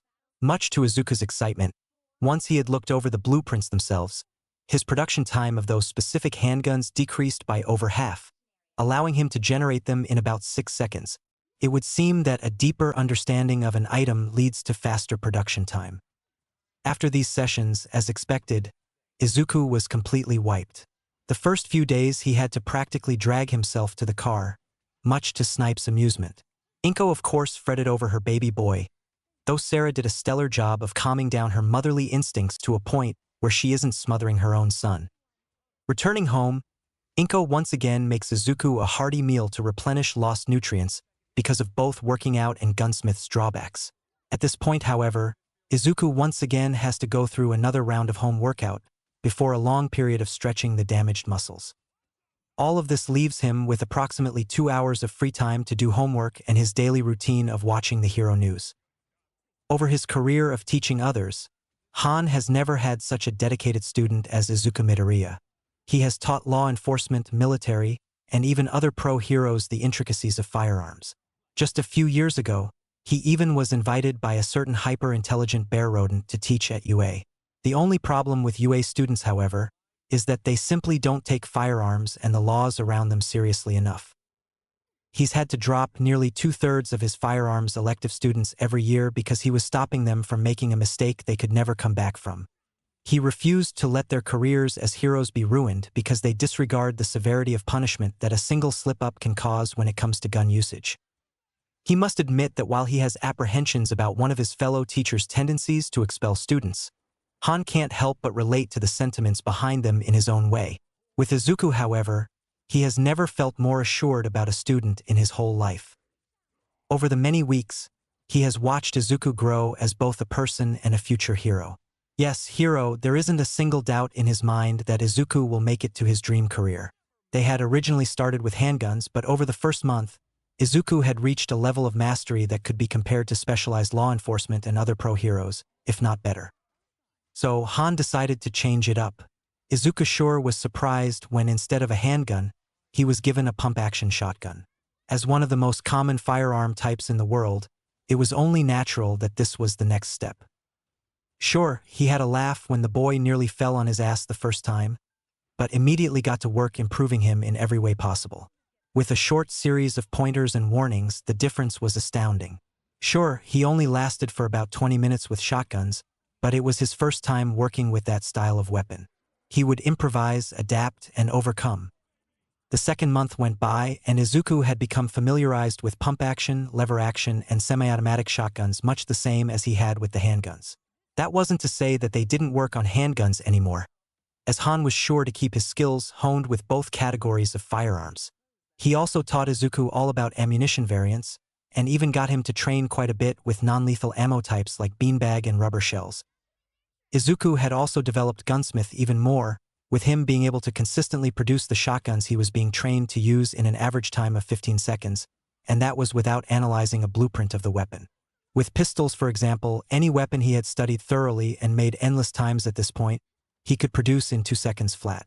Making ammunition wasn't even a time-consuming task any longer, with him being able to create magazines on call. Though it would still appear that he is locked to 3 copies of an item at a time when it comes to producing multiple of an item. All of this quirk development, however, is more than likely partially caused by the physical training Izuku has put in as well.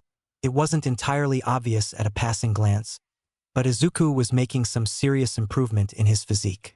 All of his original weight limits and maximums when it came to working out have doubled or even tripled in some places. Speaking of improving, Han was surprised to see that over 2 months, Izuku had gone from 110 pounds into 125. That was a 15-pound gain, which was insane by any standard. Han did ask about whether he was taking steroids, which made the poor boy nearly fell apart in stress and rapid-fire assurances.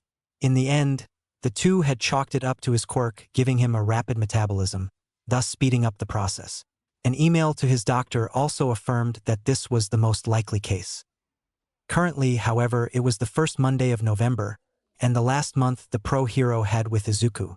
While in almost any case, Han wouldn't be too heartbroken to have his last sessions with the current batch of students, Izuku was a special case.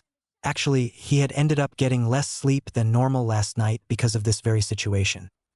Over the years, he had seen other heroes take aspiring youth under their wings as a successor in their own way. It wasn't the most common, but it happened enough that it was known by just about every hero that these things can happen. As the pro hero snipe, Han has always been somewhat of a lone wolf, due to the nature of his fighting style. It was simple really, people generally had a fear of guns. So, he took on a few sidekicks as most heroes would, with all of them using firearms in some way. But he never, ever truly considered taking a kid under his wing to take his place, or at least learn everything he did. All it took was one green-haired youngin to turn that all around. Izuku was everything he wished he had been when he was training to become a pro hero.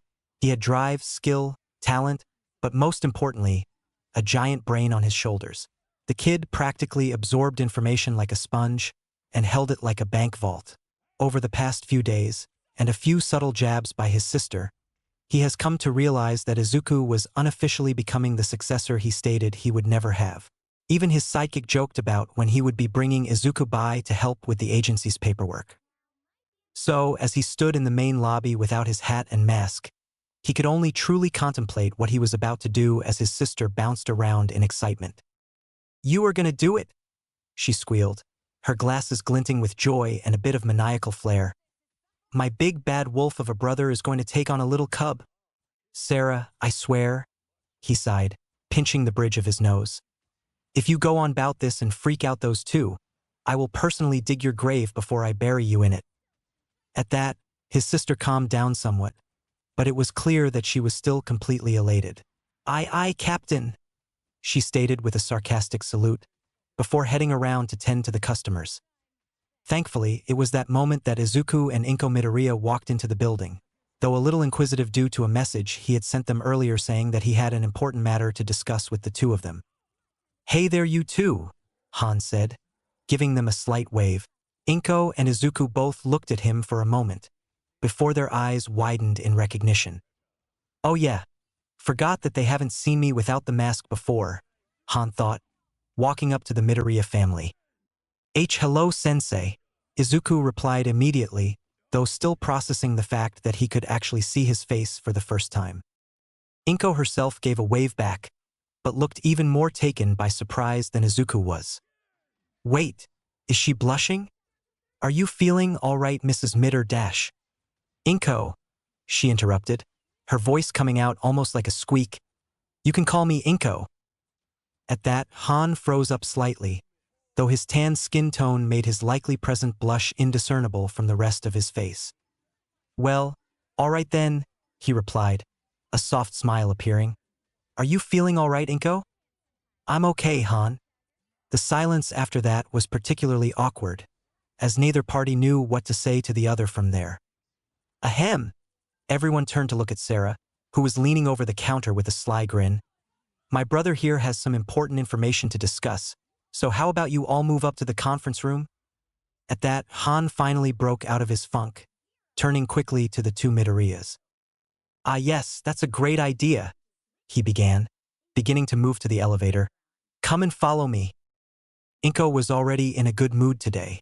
The sun was out, the weather was nice, and her son was just as happy as ever. It was everything she could ask for. Before she left the apartment to pick up Izuku, she had gotten a message on her phone from an unknown number. Unknown. Hello, Mrs. Midoriya. This is Han Saikaku. Inko took a moment to process who she knew by that name, before it clicked, and she immediately registered his contact information. Inko.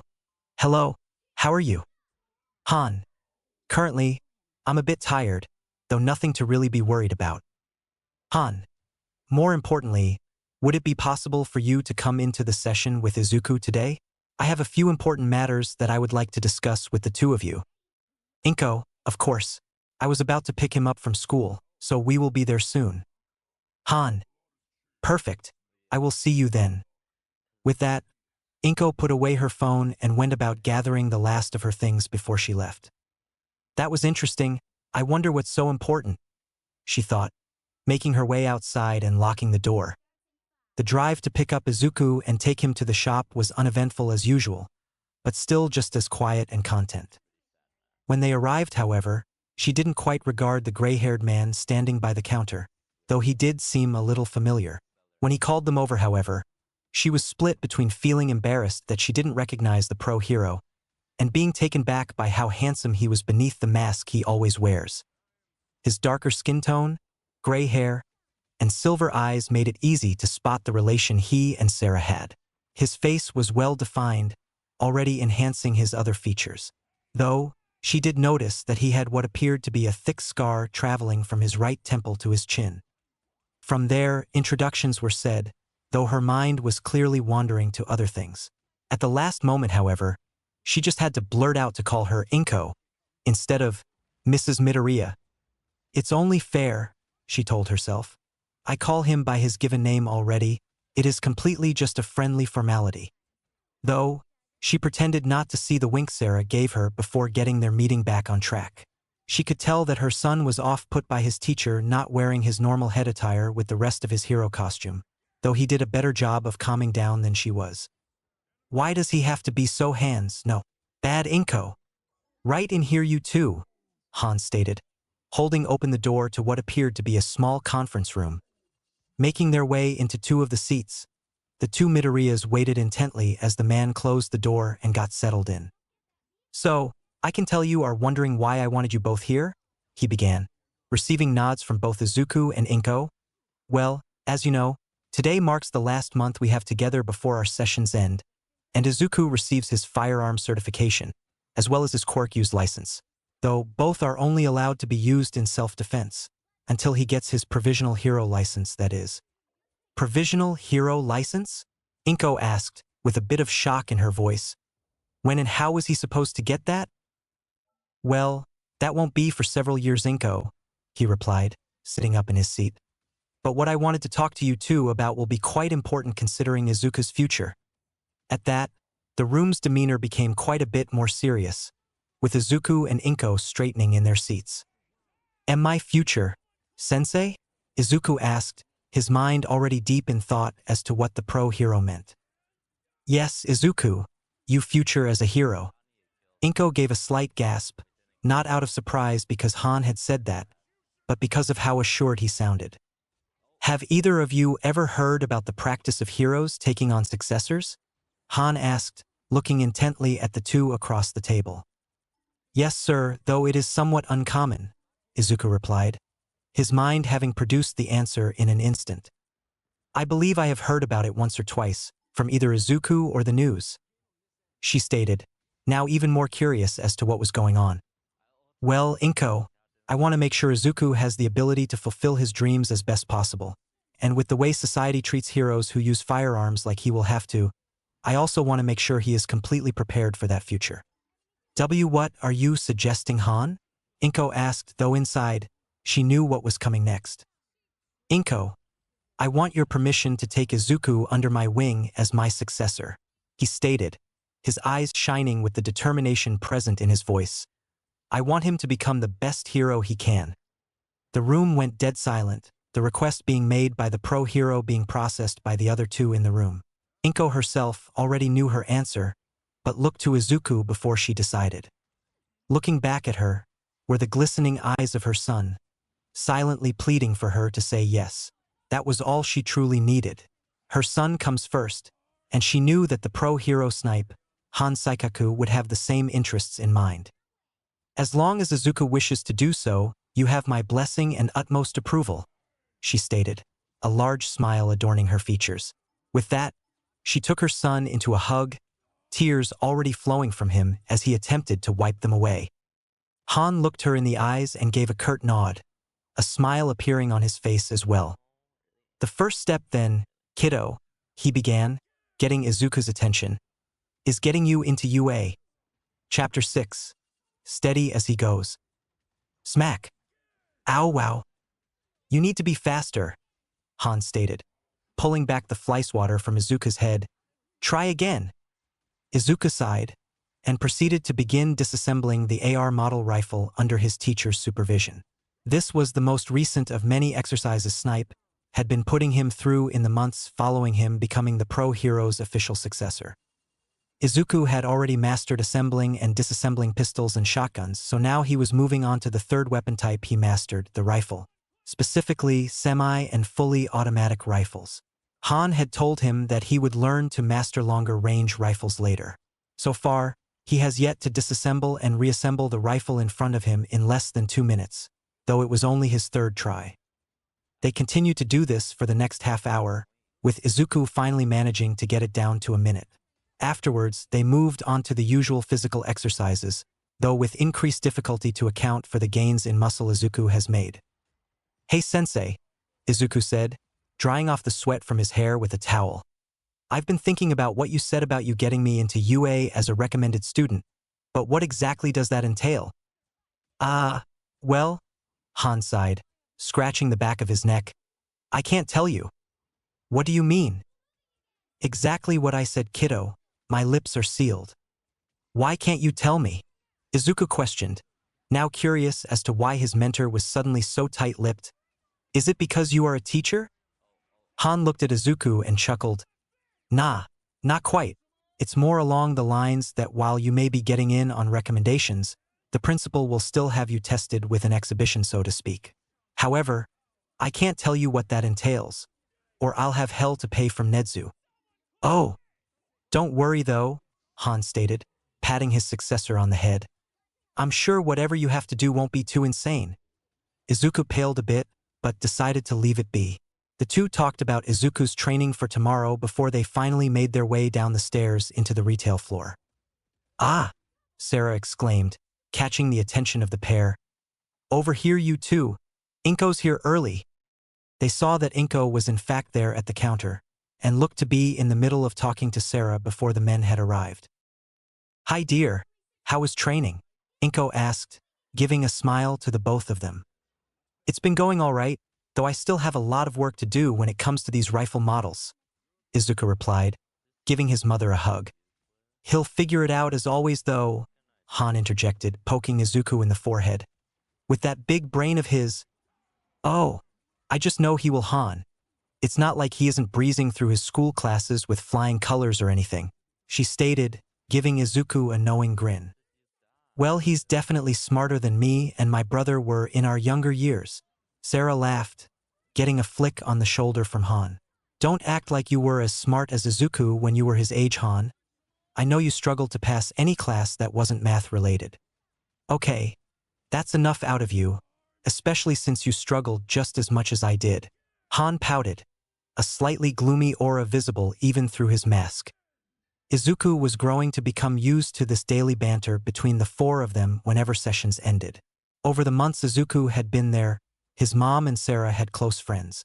She even introduced her to Aunt Mitsuki, causing the three of them to go out to eat quite often. Meanwhile, Han had also come to know the two Midoriyas quite well, though Izuku was beginning to think that his mom had a thing going for his teacher. "Well, it's time for me to get Izuku here home," Inko stated. "I still have to make dinner and get some paperwork done for the office." "See you tomorrow then," Han replied, giving them a wave as they left. "So when are you gonna ask her?" Sarah questioned, her tone becoming a tad more serious than usual. "I don't know, sis," he replied, rubbing the back of his neck. "It just doesn't seem like the right time. I don't even know if she would say yes." Han recoiled as he felt a sharp smack against the back of his head, his sister now leaning over the counter with her arm outstretched. "I know you aren't that stupid, Han. So pull yourself together already and be a man about it." "But Dash." "No buts," she stated, pointing her index finger into his face. "You go ask that lovely woman on a date, or so help me God I will arrange you two together myself." Han just gave a defeated sigh and raised his hands in surrender. Seemingly satisfied, Sarah left him be to go tend to the store. He looked over to the door of the shop, pondering his choices. "I suppose I might as well, huh?" Izuku walked the halls of Aldera High School once again, and so far he hadn't gotten any stares. Over the last 4 months less and less people gave him any mind, seemingly growing used to him having a quirk. Though, the one change Izuku still couldn't wrap his head around was the complete separation Katsuki had made between the two of them. While it definitely wasn't a bad thing, the fact that the explosive blonde is completely disregarding Izuku's existence and making a point to stay away from him is disconcerting. Though, every so often Izuku catches Katsuki glaring at him from the corner of his eye. Not just that, but in class he has noticed Katsuki has bandage wrappings peeking out from under his uniform sleeves. "Midoriya, tell me what organization within the government is responsible for quirk research and regulation?" the teacher asked, now looking toward the green-haired boy. "Its technical name is the National Citizen Quirk Registration Organization, though the normally used name is just the Quirk Registry," Izuku replied, before settling back into his thoughts. He normally didn't pay much attention in his government class, as Snipe-sensei had already grilled all of this information into his brain since it was integral to understanding quirk laws. To be blatantly honest, the only classes Izuku still paid attention in were math and English, as while he still knew most of the information in them, he still couldn't help but want to brush up on them.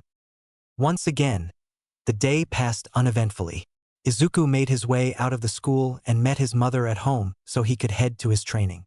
Though, as he walked up to the apartment, he noticed that there was a gray truck in the parking area he hadn't seen before next to his mother's car. He made his way to the door and went to knock, but was interrupted by the door opening at the last moment. Izuku looked up and saw that his sensei was looking right back at him, in his hero attire minus the hat, mask, gun, and cape. "Hey there, kiddo," Han chuckled, rubbing the back of his neck. "Sorry if I startled you." "Hi, sensei," Izuku replied. "What brings you here?" "Just some business with your mother," he stated quickly. "You know, paperwork and stuff." Izuku pondered that for a moment, noting that he could see the man tense up slightly when he asked the question, as well as his face was blushing. "Okay," he replied, though Izuku was beginning to have doubts about the validity of that statement. "Actually, since I'm here you can just come with me to the shop if you want," Han stated, stepping out of the door into the front walkway. Izuku's eyes widened with surprise, but relaxed as it was the logical choice. "Sure thing, sensei. Let me change out of my uniform real fast." "Take your time. I'll be in the gray pickup in the parking spot next to Inko's car." Izuku nodded in reply, and then proceeded to rush to his room to change. He swapped out his clothes for some loose workout gear, and picked up his duffel bag which had everything he needed for training, minus the notebook he kept on his person at all times with his ideas for quirk and physical development. He quickly left the room, peeking his head into the living room to yell, "I'm leaving for training with Snipe-sensei." "Alrighty, dear," Inko replied, likely from the kitchen. "I'll be there to pick you up as usual." With that, Izuku went back outside to the truck he spotted earlier, and sure enough his mentor was inside. Izuku took his bag off his shoulder as he entered the vehicle, opting to set it on his lap instead of the back seat. As they got going, Izuku realized that the radio wasn't playing the normal classical music he was used to, and instead was playing something in English which was heavy on vocals and guitar. "What genre of music is this, sensei?" he asked, genuinely curious. "This here is country music," he replied, keeping his eyes on the road. "I came to like it quite a bit during my time in America as a kid." "You lived in America?" "Sure did. My dad was in the oil business, so my family moved to a state called Texas where he was in charge of an oil refinery. Hell, I even based my costume off of the old Western era in the United States, where it was known to be a haven for expert gunslingers and outlaws." "Sounds like quite the place, sensei." "You done with the warm-ups, Izuku?" Han asked as he finished sending a message on his phone. "Yup," he replied, getting up from the floor. "Then come on over here," Han stated, hearing the elevator open behind him. "I have a friend here I want you to meet." Izuku's eyes widened as he walked, now noticing just who was walking into the room. "T the battle hero? Gunhead?" Izuku stammered, standing up straight as he scrambled to get his hero notebook out. "Nice to meet you, Izuku Midoriya," he stated, waving at the boy. "Snipe here has told me quite a bit about you. Could you sign this?" Izuku asked, handing the hero his notebook, which was open to his respective pages. "I'd love to," the hero replied, immediately signing in a blank spot on the paper. "Say, kid, these are some excellent observations you have. Quite the analyst, aren't you?" At that, Izuku shrank a bit from the praise, a bit of embarrassment coming to the surface. "Yeah, I study other heroes as a way of finding ways to improve myself." Gunhead walked over and patted Izuku on the shoulder. "With that kind of commitment, you'll make a great hero, I'm sure of it." "Thank you, sir," Izuku replied, a bright smile visible on his face. "Now that the greetings are settled," Han interjected, gathering the attention of the other two, "I would like to get right into the special training Gunhead here is willing to give you." Izuku perked up at that, his brain immediately switching gears into training mode. "Your sensei here called in a favor and asked that I teach you the foundations of my martial art style," Gunhead stated, putting his hands on his hips, "which is perfect for you since your body type is more suited for speed and endurance rather than brute force." Izuku was already furiously going through his notebook, adding notes and referencing previous ideas he had on his ability to fight without relying on his guns. "I see, and since you also use your quirk which is comparable to a firearm in tandem with that fighting style, I would also likely be able to adapt my quirk in such a way as well," Izuku mused, closing his notebook. "Right on the mark, kid," Gunhead replied, as he began walking towards one of the padded areas in the training room. "So, let's get right to it." Izuku has felt sore, tired, and in pain before. This was a new kind of pain.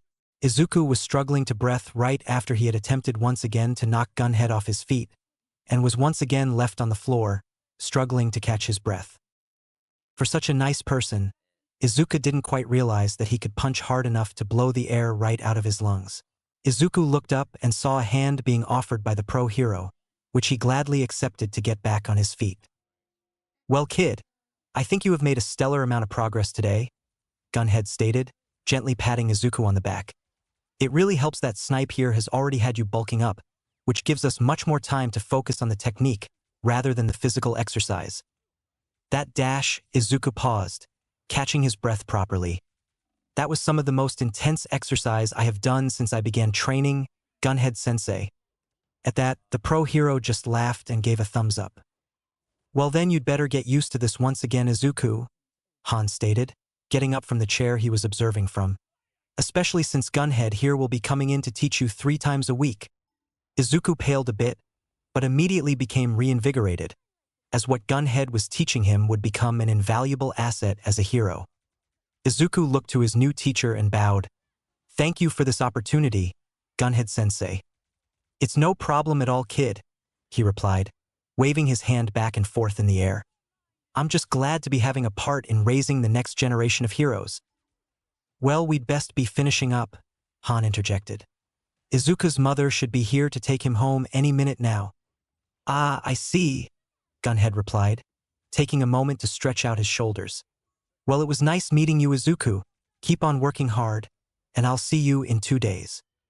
Izuku took the hand Gunhead offered and shook it, a determined smile adorning his face. I won't let you down. The trio then got cleaned up and all made their way downstairs. And for a rare occasion, Inko wasn't there waiting with Sarah. In fact, Sarah was nowhere to be seen as well. After seeing Gunhead out, the remaining pair made their way to the store counter. Where is Sarah at, Sensei? Izuku asked, looking about the store. She's usually always here. Said something about checking out early today to help a friend. I believe, Han replied, shrugging his shoulders. Izuku nodded, accepting that the normally boisterous woman wouldn't be around today to chat with. At that moment, however, he heard a phone ring go off and pulled out his phone from his bag to find that it wasn't his. Hello? Han asked, his phone already in hand. Yup, we're all done for today. Oh, of course, I can take him home. All right, see you then. Han hung up the call and looked towards Izuku, who was watching with a bit of curiosity. Looks like I'm taking you home, kiddo, though I'm gonna need a minute to change into some more casual clothes, Han stated, giving a smile to Izuku. Is everything all right? Izuku questioned, wondering why his mother wasn't able to pick him up, which was a definite first. She's doing fine. She was just running behind on some errands apparently, the man replied, already headed into the back room. Just wait for me. I'll be out in a minute. So, Izuku waited patiently, looking through some of the minor hero news that had happened throughout the day. The new hero Kamui Woods had just made a couple arrests, which has added to his already large fanbase even though he has only been around for about a month. He turned to look when he heard the door behind him open, seeing his sensei had cleaned up quite a bit. His gray locks were tied into a bun on the back of his head, and his hero attire was replaced by a button-up shirt the same shade of maroon as the KP normally wears, with a pair of jeans and brown boots. Ready to go? Han asked, shouldering the duffel bag which held his hero costume. Best not keep your mother waiting for us. Izuku nodded and followed along, once again getting into the truck and heading off to his home. The drive itself was uneventful, and Izuku was beginning to feel tired from the workout he did today. Izuku persevered, however, and decided he was going to go to bed a bit earlier tonight since he had minimal homework to finish. He must have been more tired than he thought, as he didn't even notice they had arrived until Han had shaken him. Wake on up, kid, you're home, he said gently, giving Izuku a small smile. Thank you for the ride, sensei, Izuku stated, and left the truck. He waved as Han drove away, and then proceeded to make his way into the apartment. To his surprise, he found his mother in the living room, wearing one of her older fall dresses and a nice dark green coat to go with it. Oh, hi honey, Inko began, getting up to hug her son. Dinner is already set out on the table for you, though I'm headed out to eat dinner with a friend of mine. Izuku hugged her back, but slowly processed what she was saying. Suddenly, the pieces all clicked together. His mother was going on a date with Han. It should have hit sooner really, between his sensei showing up at his home without telling him, Sarah being gone from the store to help a friend, and his mother not being able to pick him up because she was running late with errands, which was likely her and Sarah running behind on finding her a nice outfit to wear. Go on and enjoy your dinner with Han, Mom, Izuku stated, a sly grin on his mouth forming as his mother grew a deep shade of red. I will, dear, she stuttered. Though I won't be home until later tonight, so be sure to get your work done and get to sleep at a decent time. Yes, Mom, Izuku groaned, as Inko smothered him in another hug. With that, Inko left the house and drove away in her car, leaving Izuku home alone. As Izuku ate his dinner, he couldn't help but feel a bit lonely in the small apartment. His mom had always been home whenever he was, no exceptions. Now it was just too quiet. Chapter 7. Slime Time. It's your last year of high school, bud, and it's time to start getting you ready for the UA entrance exams. Izuku looked up from his laptop. The afternoon feed of news for the day opened as he wrote his daily analysis of heroes featured in the videos posted there. I thought that was the plan from the beginning, sensei? Well, you're partially right, Han mused, pulling up a chair next to his protege. But what we have to prepare you for in reality is the recommendations exam. The what? Han chuckled and rubbed Izuku on the head, eliciting a slight grumble from the boy. I'm sure you remember how students can be recommended into the hero course, And that's just what I plan on doing, kiddo. However, to be accepted, you have to display your ability in whatever ways Principal Nezu plans for you. Izuku pondered that for a moment, fixing his ruffled hair into a slightly more manageable mess. I don't see how that needs much preparation. All things considered, OW. Izuku recoiled slightly from the quick flick on the forehead he received, for a reason completely unknown to him. First rule of hero work: be prepared for everything, Han stated, poking Izuku again as he rubbed his forehead. Also, Nezu is likely the most intelligent being you will ever encounter, and his schemes know no bounds. Okay, I get it. Izuku resigned, waving his hands back and forth as the man across from him stared him down. So, what exactly do I need to get ready for? It's quite simple, really. I'm going to teach you how to fight. Gunhead Sensei has been teaching me martial arts for a while now, and I am fairly confident in my shooting ability. Both are true, but you have yet to use both your quirk and your combat prowess at the same time. Izuku's eyes widened a bit before he face-bombed himself, hiding the ecstatic grin growing on his face. Of course, now I feel a bit dumb for overlooking that, sensei. Han laughed as he patted Izuku on the shoulder. We all make mistakes sometimes, kiddo. So, what did you have in mind? Izuku asked, putting away his laptop into his backpack. I'm not exactly sure how I'm supposed to integrate the shooting aspect of my skills into the martial aspect. Well, we're going to start by using these, Han stated, setting down a large box on the table in front of Izuku. He watched as Han opened the lid, revealing a plethora of different types of guns. Though Izuku was quick to notice that all of them had distinct orange tips on the end of the barrel. These are airsoft guns, and these are what we will use while we spar to prevent major injury. They fire plastic pellets with compressed air, right? Izuku pondered, testing the weight of one of the pistol replicas. Also, these are pretty light compared to their real counterparts. You are correct with your first question, Han replied, pulling up another box that was filled with the magazines and ammunition to go with the guns. And yes, they are lighter than they normally would be, but there are no real alternatives to the real deal besides these. I, for one, don't feel like getting accidentally shot while you are throwing me around. Izuku wanted to say otherwise, but realized that there really was no other training method that could be used. You know, my quirk makes training a pain sometimes. Han looked at him for a moment and gave him a small smile, reaching out to embrace the boy in a hug. Izuku tensed slightly, not expecting the hug, but immediately returning the gesture. Han wasn't the most physical of people from what Izuku had gathered over the time he had come to know him. His displays of affection were often subtle, but meaningful all the same. Izuku, look at me. He pulled back from the hug, looking his mentor in the eyes. Yeah. I want you to know that after all this time, I have never been more proud of you. Everything you have done and are going to do. He paused, taking a deep breath. Izuku, you are like a son to me, and I don't care if you consider me a father figure or not. But I want you to know that I will always be in your corner, no matter what. Han closed his eyes for a moment, waiting for what was sure to be a bit of backlash, or even rejection from Izuku. He was caught off guard, however, when he heard a sniffle come from in front of him, and opened his eyes to see tears trailing down Izuku's face. I am sorry, that was a bit much. Han was cut off as he tried to backpedal. As Izuku pulled Han into a tight hug, holding on to him with no sign of letting go. He froze for a moment, not knowing what to do. All his life, he wasn't the most emotional of people, but he couldn't say a word as his throat tightened up, and the hints of tears began to peek out of his eyes. Thank you, Izuku squeaked out, his hug growing tighter around Han, as if he would run away the moment he let go. At that moment, the wall around Han's heart broke, and he let his tears fall as he embraced Izuku tightly, rubbing small circles on his back. They stayed that way for a minute, neither speaking a word to break the calm silence that filled the room. Eventually, though, Han decided it was as good a time as any to ask an important question.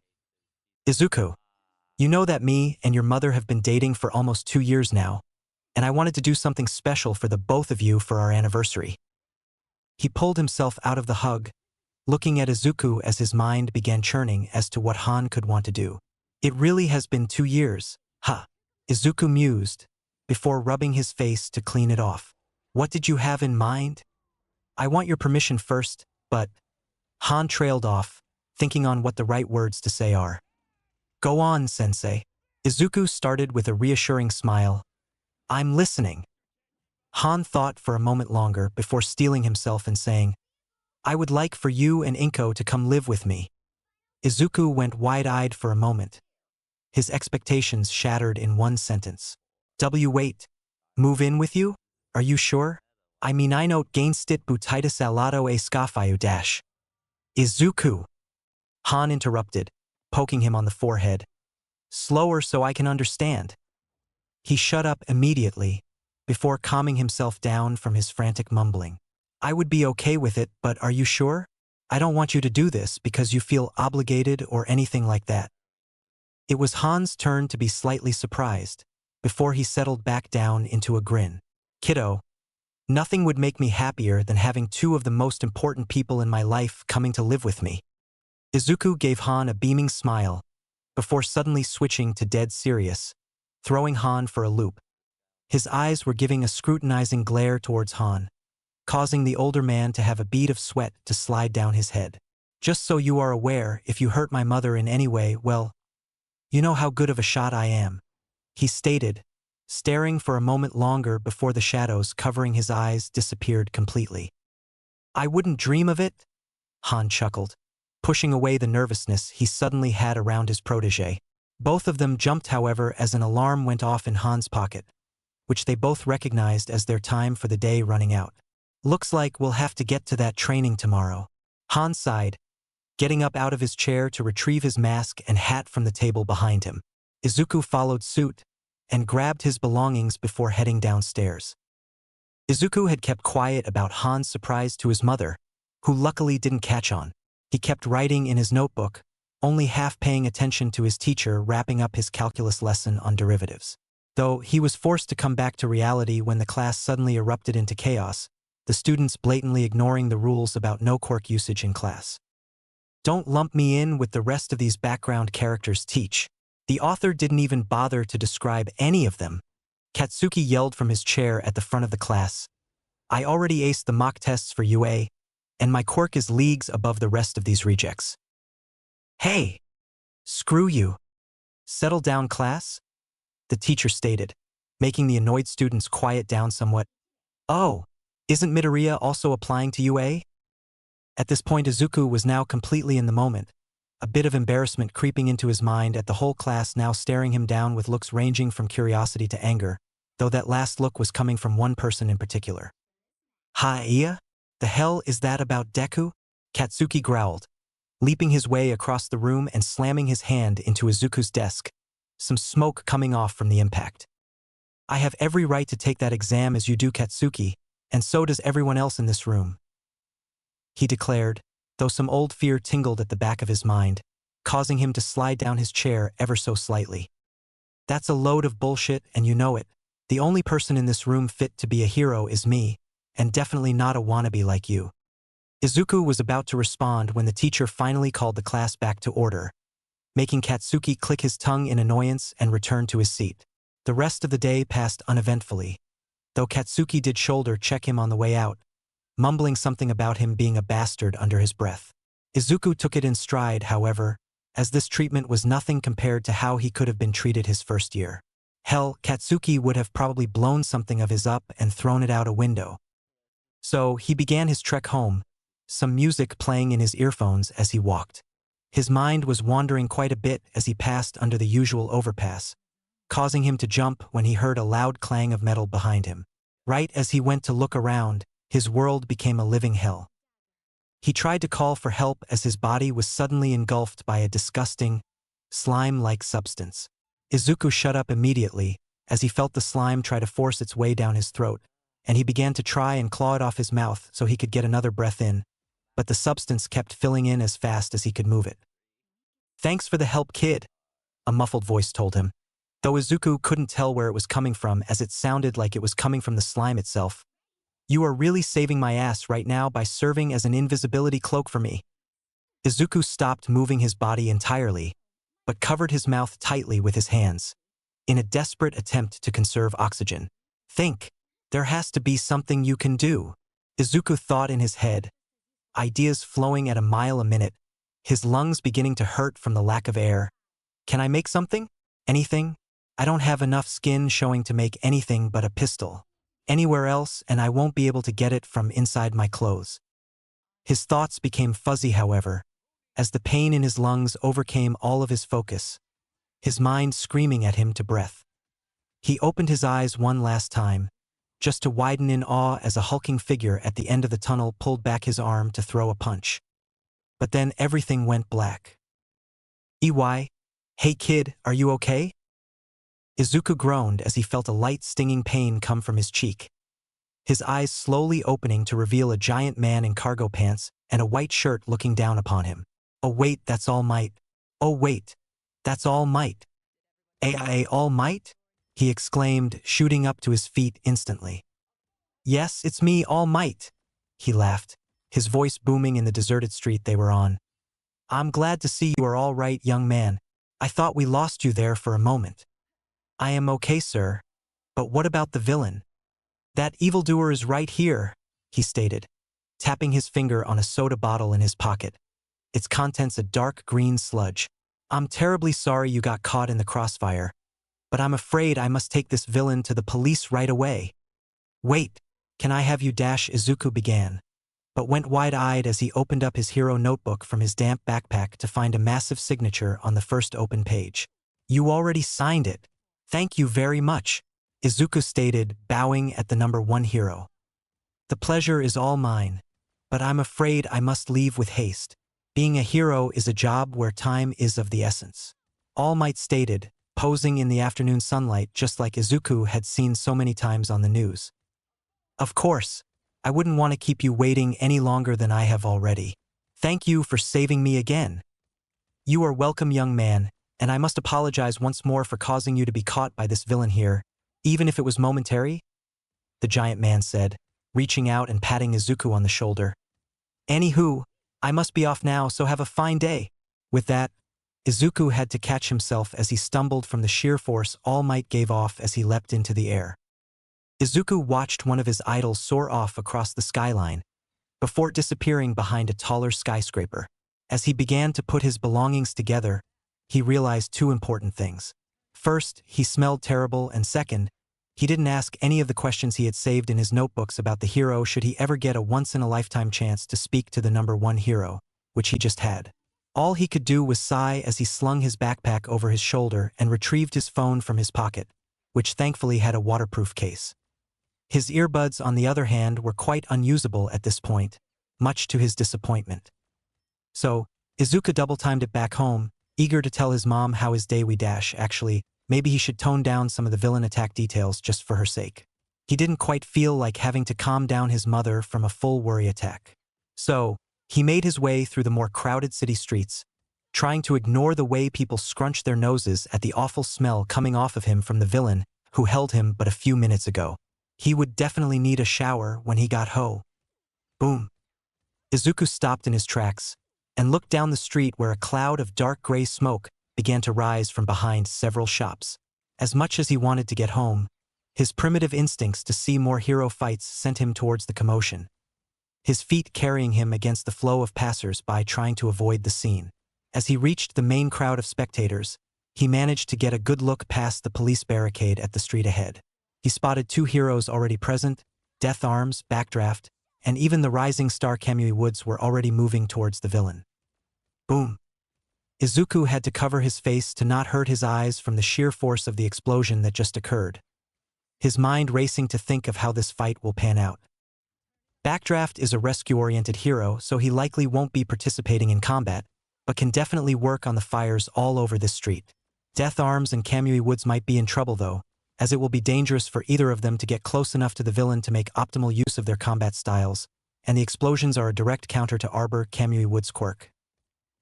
He thought, taking a scrutinizing gaze through the thick smoke that was filling the air of the street.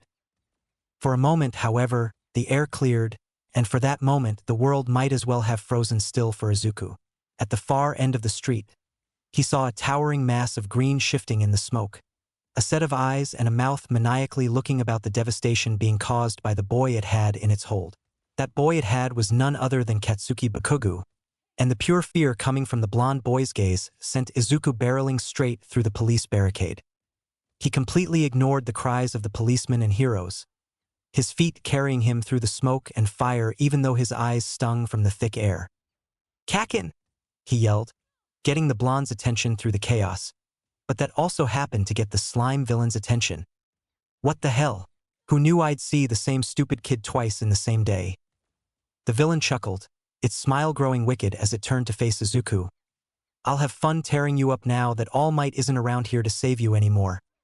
The moment Izuku was in range of the villain, he pulled out the weapon he had been making from his arm and dove into a roll, avoiding the blindingly fast swipe the sludge sent his way. Before it could make a second attack, Izuku pulled back on the slingshot and fired a cluster of metal pellets straight into the villain's eyes. "Arg! You bastard!" he yelled, but Izuku was already capitalizing on the temporary blindness he had instilled by gripping one of Katsuki's arms and pulling as hard as he could. His old friend looked at him with a mixture of anger, shock, and relief before Izuku could contemplate it. The explosive boy's face contorted into one of seething rage as he let loose an earth-shaking explosion into the slime villain, sending pieces of the villain all over the back end of the street. Izuku slowly rubbed the ringing out of his ears, looking at the devastation around him. He quickly threw his slingshot into one of the nearby fires, destroying any real evidence of him using a weapon on the villain, which he was sure was borderline illegal without a license of any sort. After throwing away the wooden weapon, he looked over at Katsuki and saw him staring right back at him, his face set into a look of deep thought which Izuku had seldom seen on him. Before he could say anything, he was swarmed by policemen and death arms, while Katsuki was treated the same but with Kamui Woods instead. It was all a blur to Izuku, between the stern lectures being given by the police and the pro-heroes, and news reporters trying to get him to say something for their reports. He was thoroughly overwhelmed. He watched as they praised Katsuki for being a victim and potentially making the situation worse by unleashing large explosions in the street. But Izuku pushed those more cynical thoughts down in place of just being happy he was all right. The police managed to get all of the individual pieces of the slime villain into sealed containers, and Izuku was surprised to find that the villain was completely fine from a look, though he appeared to be unconscious from being split apart.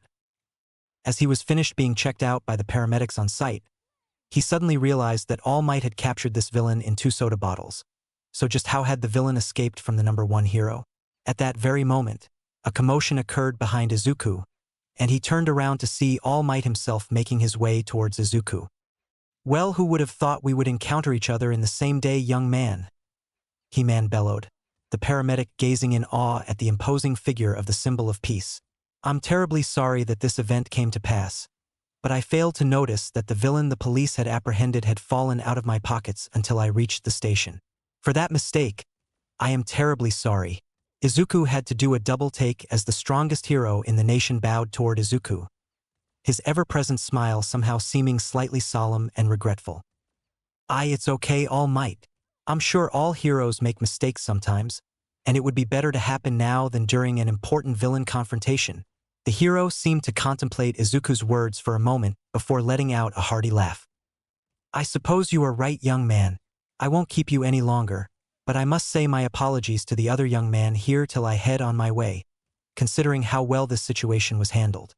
All Might then turned to the crowd who was eating up every word he said, where he gave a grand pose for the cameras, and then leapt into the skyline, disappearing from sight. After that, Izuku didn't get much more scolding, though one of the police officers did get through a final "be careful" before Izuku was allowed to leave. Izuku felt a bit sorry for Katsuki since he had to be carted off to the hospital to make sure he was medically cleared, much to the blonde's dismay. Izuku made his way home, the sun slowly setting over the horizon, setting the sky in a deep orange hue.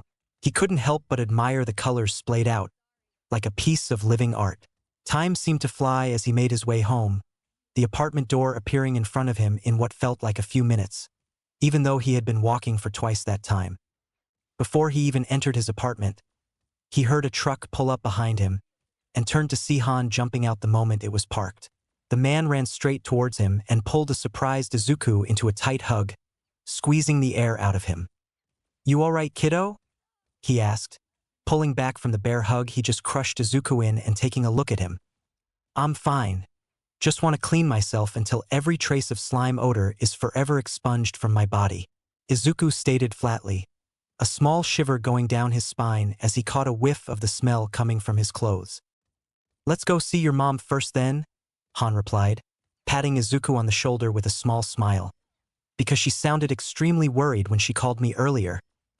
Agreed. As the two men entered the house, Inko came barreling straight into them, tears already flowing and a wad of tissues in hand. "My baby boy, are you okay? Did you get hurt?" "Mom, I'm perfectly fine," Izuku soothed frantically, with him and Han doing their best to bring her down from her hysterics into a more stable emotional state before she passed out. But the villain. The news lady said that it had gotten you as well before All Might saved you." "Exactly. All Might saved me and I was unhurt because of him. But then I watched you go running in to save Katsuki. I fainted when I saw you run straight in to save him. Don't worry. Me and Katsuki managed to get out of that with little more than some scoldings from the police and heroes there." Inko and Izuku stopped their back and forth when Han coughed loudly into his hand, interrupting the two now that he saw that Inko was somewhat calmer. "Inko darlin', why don't you let the poor boy get himself cleaned up, and then we can talk over dinner?" he suggested, subtly pushing Izuku towards his room. Not one to lose out on a chance to get away from his mother's suffocating attention, Izuku stepped into his room and locked the door before she could protest, immediately dropping his backpack to the ground. Thankfully, nobody tried to bother him as he spent the next hour thoroughly cleaning himself until his skin stung and his body smelled like Old Spice. After leaving the shower and throwing his now empty backpack into the washing machine, he walked out into the living room to find Han watching the news footage of the villain attack, while his mother was setting down the food for dinner. "Ah, I was about to come get you, kiddo," Han said, noticing Izuku walking into the room. "You feeling any better?" "Without a doubt," Izuku sighed, taking a seat at the table with his mother, while Han got up and muted the TV. He looked over and saw footage from a helicopter that showed All Might standing in front of the large crowd, giving one of his many poses for the cameras. "Honey, you never said you met All Might," Inko exclaimed, as she looked at the screen to see the moment the symbol of peace bowed at her son. Even Han seemed to look shocked as he watched the news feed. "Yeah, he was even cooler in person than in any of the videos I've seen of him," Izuku replied happily, the feelings of glee he had felt then surfacing momentarily. "Well, good for you, Izuku, though I'm sure you will see him at least a few more times during your career as a hero," Han stated, though both Izuku and Inko missed the small smirk Han held on his face before turning back to face the people at the table. "Though, I suppose this ain't the best time, but I already worked myself up for it, so I might as well ask now." At that, both of the Midoriyas turned away from the TV to hear what he had to say. Izuku had an idea, and was already trying incredibly hard to hide the smile he wanted to give. "What did you have to ask?" Inko wondered, slightly cocking her head in thought. "We've both been dating now for a while, Inko, but I feel like I've known you and your son my whole life. I've already made sure this was all right with Izuku here, but I would be honored if you both would be willing to come move in with me," Han stated, a slight hint of a blush visible on his normally stoic features. The silence at the table was deafening, and Izuku nearly jumped in shock as he turned to see his mother crying. Instead of her loud sobbing that she was known for, she was smiling, and had a soft trail of tears rolling down her face. She paused, wiping the tears off of her face. "I would love to, as long as Izuku is okay with it." "Of course," Izuku immediately shouted, practically leaping out of his chair and bringing both Han and Inko into a big group hug. Both of the adults laughed at his actions, but couldn't help but let a few tears of joy fall as the three of them truly enjoyed their company together. And, for the first time in a long time, Izuku felt a piece of his heart he had lost finally fill itself again. Chapter 8. A Test of Skill, Part 1. Izuku opened his eyes to a new, yet increasingly familiar ceiling. His new room at Han's. No, his home on the other side of Mizudafu was a decent bit larger than his old room. He now had space for his bed, a desk, and a whole set of shelves just for his hero memorabilia. His closet was now much larger as well, though he didn't have enough clothes to fill the whole thing. The Midoriyas had moved in at the end of Izuku's time at Aldera High School, with his graduation being the last day that they had went into their old apartment. It took them hours before Inko stopped crying, as she had many fond memories of the place. Not that Izuku could blame her. He would miss it, but he was far more excited to have a change of pace, and a new home that felt more whole. Their new home was a great deal larger, with 2 floors and a small backyard, including a basement. The first floor held the living room, kitchen, laundry room, and office, while the second floor was all bedrooms. Both floors had their own bathrooms, not counting the bathroom Inko and Han had to themselves. They had all been living here for just over 2 months now, and they had settled in as best as possible. Inko was still able to work at her job as a secretary for a law firm, as it was the same distance to work as their old home. Han generally left at the same time she did, though he arrived home a couple hours later since he had to help with the store as well as working at UA and keeping up his duties as a pro hero. Of course, there would be some nights where Han wouldn't be home until Izuku and Inko both fell asleep, but they both pitched in to make dinner and make sure it was ready for when he got home. Overall, Izuku was happier than ever. "Izuku, you're going to be late." "All right." "Oh crap, the exam," Izuku shouted, practically leaping out of bed at the sound of his mother's voice.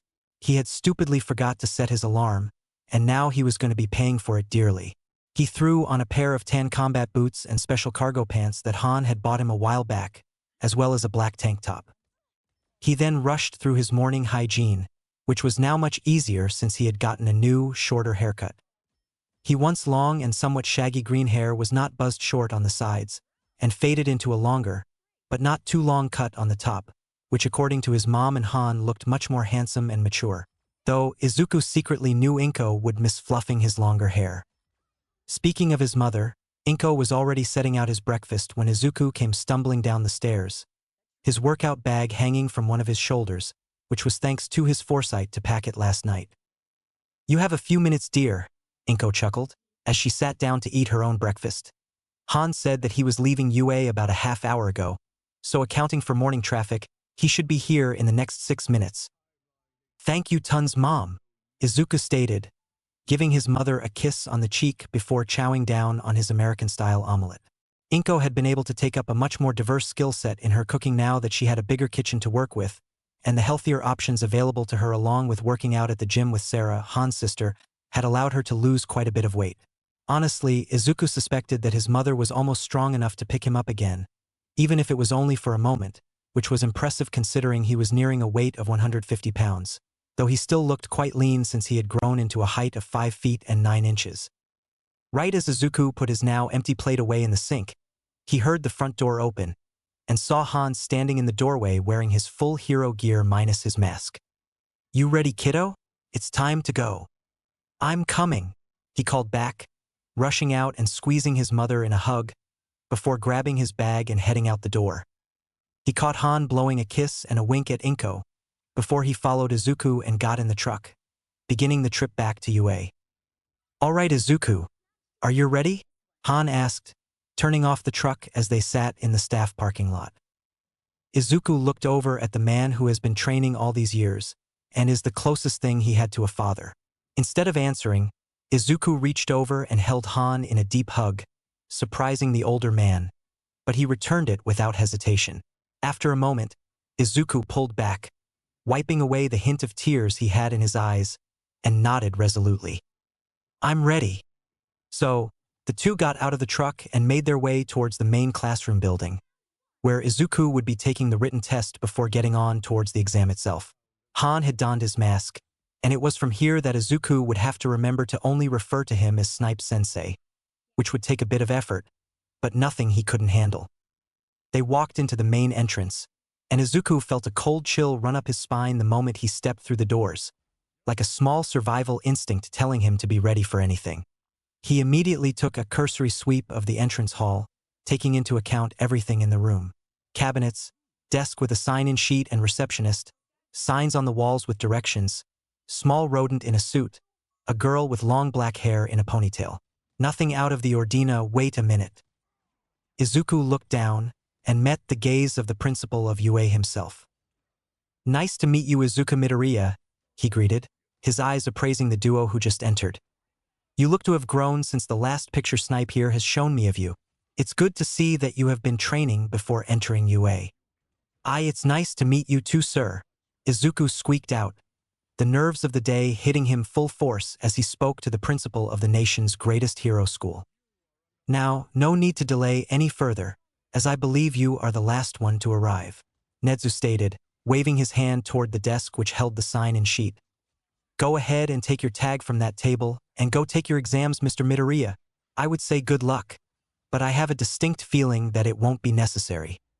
Izuku quickly bowed and made his way to grab his designated tag, which was a slip of paper which had his room number and name listed on it. He gave one last wave to his mentor, who looked to be in a discussion with the principal, though he did notice and wave back. He rushed down the halls and followed the markers which led him to a room with a door marked Test Room 2 and made his way inside. The room appeared to be a classroom with only 5 other people within. While 4 appeared to be test takers, the last was none other than Cementos. Doing his best to suppress his fanboy habits, he quietly gave his tag to the pro hero and sat down in the last seat with a packet and pencils set upon it. 3 hours later, Izuku was mentally exhausted. The test wasn't anything too difficult, but the sheer number and variety within the questions required him to remember quite a bit of information, some of which he had thought he had forgotten. Though he could tell he was better off than the others who were in the room with him, who looked like they were on the brink of death. Izuku began making his way out of the room when the PA system suddenly crackled to life. "All recommendation applicants, please report to the front of the main classroom building and wait until you are escorted to the practical exam area." So, following the instructions from the robotic voice, Izuku made his way to the front entrance along with the other applicants. Looking amongst the crowd, he saw all sorts of people. A few mutation types, some emitters showing off their quirks, even a girl who had her arms floating around her, which would probably be a transformation quirk, but Izuku wasn't completely sure. As he was looking around, he bumped into someone in front of him, and as he said, "Sorry," almost immediately, he realized this was the girl he saw in the lobby when he arrived. "It's all right, it was my fault for not noticing you either," she stated, giving a soft smile to Izuku as she bounced from foot to foot. Izuku had to take a moment to gather himself, as he was now realizing just how stunning the woman in front of him was. She was wearing what appeared to be a red and black tracksuit, but the sleeves barely went over her shoulders, and the pants had oval-shaped holes cut out of the sides, exposing a decent amount of her thighs. However, her long, obsidian hair and cat-like eyes gave her a regal aura that made Izuku's old fear of speaking to girls churn in the back of his mind. But he pushed through and decided that talking to someone new was the best way to pass the time while they waited. "I'm Izuku Midoriya, by the way. Nice to meet you, I suppose," he said, holding out his hand. She regarded it for a moment in thought, before taking it and replying, "Momo Yaoyorozu, a pleasure to make your acquaintance." He noted the almost scripted way she said that, but filed it away for later as he asked, "If you don't mind me asking, how was the written test in your opinion?" "Well, I would say that the test itself was challenging in nature, but I didn't have too much trouble with it because of the extensive studying I did in preparation," she answered, a look of pride glowing on her face for a moment before returning to the polite smile she had before. "How about you?" So, Izuku talked to her for the next few minutes, as the last of the test takers trickled out of the building. Right before he got around to asking her about the odd design of her tracksuit, a loud voice got their attention. "Everyone, please follow me to head to the practical exam," the pro-hero ectoplasm shouted, mainly so everyone would hear him rather than to intimidate the students. Though, a few of the people closest to him were inadvertently startled by the hero's sudden appearance. Izuku walked with Momo in calm silence, and he looked and counted around 30 students total walking with them. Around them, they passed a couple buildings which appeared to be large gyms of some sort, but as Izuku looked ahead, he saw what appeared to be a walled-off area of some sort. "Once we arrive at Testing Ground Alpha, please listen to the instructions given to you by the proctors and complete the tasks to the best of your ability," Ectoplasm stated, before pressing a button on the wall which caused a large metal door to slide open, revealing an entire rural town which looked like it belonged in the Japanese countryside. From there, everyone separated according to their last names, as called out by several people in suits and sunglasses. They must have been hired by the school to assist in an unbiased acceptance process, but Izuku suspected that the teachers likely still had some say in the final results. Izuku was waiting for his name to be called, when he felt something climb up onto his shoulder at a rapid pace, which nearly made him yelp in surprise, if he didn't realize who it was. Principal Nedzu, why are you on my shoulder?" he asked, craning his head over to look at the large rodent mammal thing who was now standing on his shoulders, with his paw sitting on Izuku's head for balance. "Well, Mr. Midoriya, you are taking a different test than everyone else here," he stated, patting Izuku on the head before pointing towards a small car sitting outside the testing area. "Go ahead and get in there, as we are heading to a different testing area more suited to your quirk." Izuku looked around for a moment and noticed that all the other applicants were already gone. Realizing that this was his only option, he made his way into the passenger seat of the car, as Nedzu sat down in the seat, which was heavily modified so that he could operate it. Izuku set his workout bag in the back seat, and not a moment after he buckled his seatbelt, the car was speeding off down one of the campus roads, Izuku clinging onto the handle above his window as Nedzu laughed maniacally. Within a few minutes, they had arrived at a new testing region, which appeared to be a giant cityscape. Once the car stopped, Izuku gingerly made his way out of the car, taking a moment to thank whatever deities existed that he hadn't died during that insane car ride. "Come and follow me so we can get started," Nedzu stated nonchalantly, locking the car before walking towards the testing ground. Izuku just nodded and began to follow, but before they actually entered the cityscape, Nedzu took a right turn towards a locked door labeled staff only. However, the door opened automatically when they approached, and Izuku followed Nedzu up a flight of stairs into what appeared to be a large viewing room, filled with monitors showing what appeared to be the inside of different buildings, as well as feeds showing the other recommendation students preparing for their tests inside of Ground Alpha. Looking around the inside of the room, he saw many of the teachers Han had informed him about, including Present Mike, 13, Cementos, Vlad King, Hound Dog, and Midnight. He was slightly disappointed that Han wasn't in the room, but it was for the best to keep the decision-making unbiased, if Izuku was correct in his hypothesis. "Go ahead and make yourself comfortable," Nedzu said, pointing to one of the unused couches in the room. "Your test will be a different format than the other students, so you will be taking yours after the others conclude. Go ahead and watch to see who your future classmates may be. Though I ask you remain quiet so the others can focus." Izuku nodded and sat down, looking at the many screens. The other teachers seemed to ignore him, their attention focused on the numerous screens. Deciding now was the best time to rest, Izuku opted to pull out a bag of beef jerky and an energy drink from his pocket, as well as one of the special nutrient bars that was high in protein for his quirk. From watching the different camera feeds, he could tell that this was likely some sort of race, as he could see the finish line on a few of the cameras, as well as the fact that the students were lining up in a single line in their groups preparing to go. He spotted Momo won one of the groups, as well as that girl who was able to make some of her limbs separate from her body and control them as they floated. Suddenly, all of them appeared to shoot off, immediately leaving the camera's point of view. The feed on that screen suddenly switched, showing them moving down the street. He was shocked to see that the green-haired girl had split herself into numerous pieces, which were all flying down the street faster than the others. Momo, however, was now riding on a skateboard, which he had no idea where it came from. Izuku heard some murmuring coming from the teachers, and looked to see a screen filled with what looked to be torrential wind and ice. Once the feed changed again, he saw a boy with two-toned hair sliding on a growing ramp of ice, and another boy literally flying within a large tunnel of wind. Izuku was absorbed into the footage, his mind working to analyze and explain how different quirks worked, and how they could be used to improve the chances of their users improving or winning. By the time the races had finished, Izuku was worn out mentally from analyzing every single student as much as he could. His biggest regret was that he could write none of it down, as he didn't think to pack one of his notebooks into his bag. "Midoriya, right?"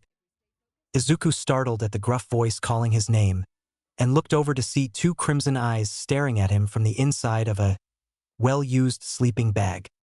"Yes," he replied, slightly unnerved by the man. "Interesting," the man grunted.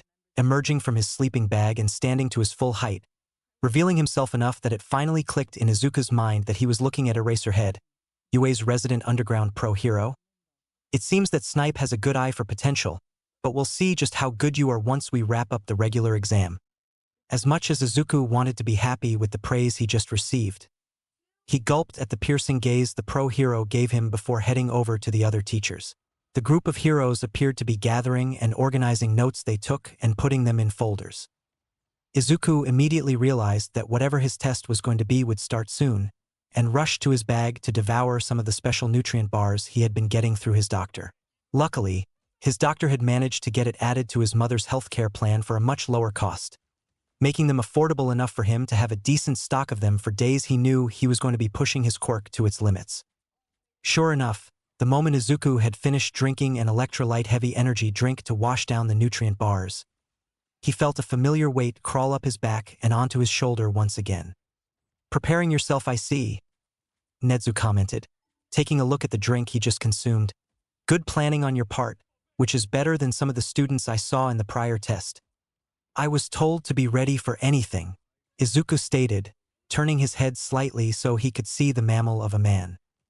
"Preparing is one of many important steps one must take when in hero work," Eraserhead said, drawing Izuku's attention towards the teachers who were now gazing at him. "Well, I must say that from the look of those muscles, Snipe has been bulking up our little test-taker quite a bit," Midnight said, with a sultry tone in her voice, finishing with a lick of her lips. A deep laugh came from the imposing figure of Lad King as he stepped forward to get a good look at Izuku. "I'm more interested to see what techniques the boy has up his sleeves," he said, giving a wide grin towards him. Now everyone," Nezu spoke up, silencing the room. "Let's not get Midoriya here too anxious with your expectations, as I would rather not have that impact his results too much." At that, Izuku perked up, as he suddenly realized that he had no clue as to what he was doing. "What will my test be, since I didn't partake in the race like the other recommendation students?"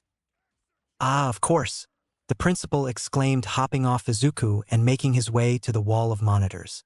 He tapped a few different keys into the console by the screens, and they all shifted to show a singular image of what looked to be a partially constructed office building, with 4 floors in total. Then a few of the screens on the left switched to show images of what looked to be bipedal robots of highly differing designs, with their exteriors either painted black or white. All of the designs were nothing like any of the leaked images of robots from the regular Hero Student Practical Exam, or robots used in some of the UA Sports Festival events. "What you will be doing, Mr. Midoriya, is clearing this entire building of the hostile robots shown here, and rescuing the hostages they have taken," Nezu stated, a maniacal gleam shining in his beady eyes. Chapter 9. A Test of Skill Part 2. Izuku now stood in the middle of the giant mock city he now knew was called Ground Beta, and down the street in front of him lay the construction site his test was going to take place in. His earpiece buzzed to life, making him want to itch it before the voice of Principal Nezu spoke. "Your test begins once you enter the building, and do keep in mind that the robots aren't capable of killing you, but they can definitely dish out some serious damage if you aren't careful." Izuku just sighed before clapping his hands onto his cheeks, giving the light sting he needed to pull all of his thoughts together. The basic rundown of the rules he got beforehand were: save as many hostages as possible. Destroying a hostage bot will be a deduction from his final results. Destroy all villain bots, but the leader of the villain bots, who will be easily identifiable, must be taken down using non-lethal means. The test ends if he takes longer than 30 minutes, incapacitates all of the villain bots, or becomes incapacitated himself. All in all, the rules were simple. However, the glimpses he got of the villain bots when he was in the viewing room gave him the feeling that they weren't to be taken lightly. He did hear one of the teachers mumble something about a good test for the prototypes, which only made Izuku more worried about how dangerous the robots were. Izuku reached down towards his cargo pants and grabbed the zippers hidden by a small Velcro strap on both sides, pulling them down so they revealed most of his thigh. He immediately began producing 9mm magazines from his legs, watching as patches of his skin turned gray. The patches began to shimmer slightly before the metal objects began sliding out. Grabbing the finished product, He stuffed them a few of his cargo pockets before producing around 24 shotgun shells, with half of them being slug rounds rather than regular buckshot. Now focusing, Izuku produced an MP5 from his arm and a KSG shotgun from his leg. He retrieved both before they could fall to the floor and slung the shotgun, preloaded with buckshot, over his shoulder with the sling attached to it, and attached the MP5 to his pants, which had specially strengthened loops put at the waist for that purpose. Before heading in, he made sure that the special earpieces he was given were secure, as they were sound dampening to prevent hearing damage, and made sure the safety glasses he was wearing were strapped onto his head properly so they wouldn't come off.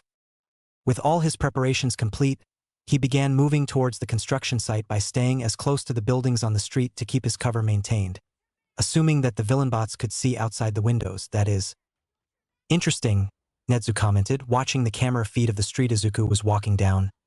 We didn't tell him that the robots were looking out the windows, but he assumed they were to be safe and took the slightly slower but more logical route for such a situation.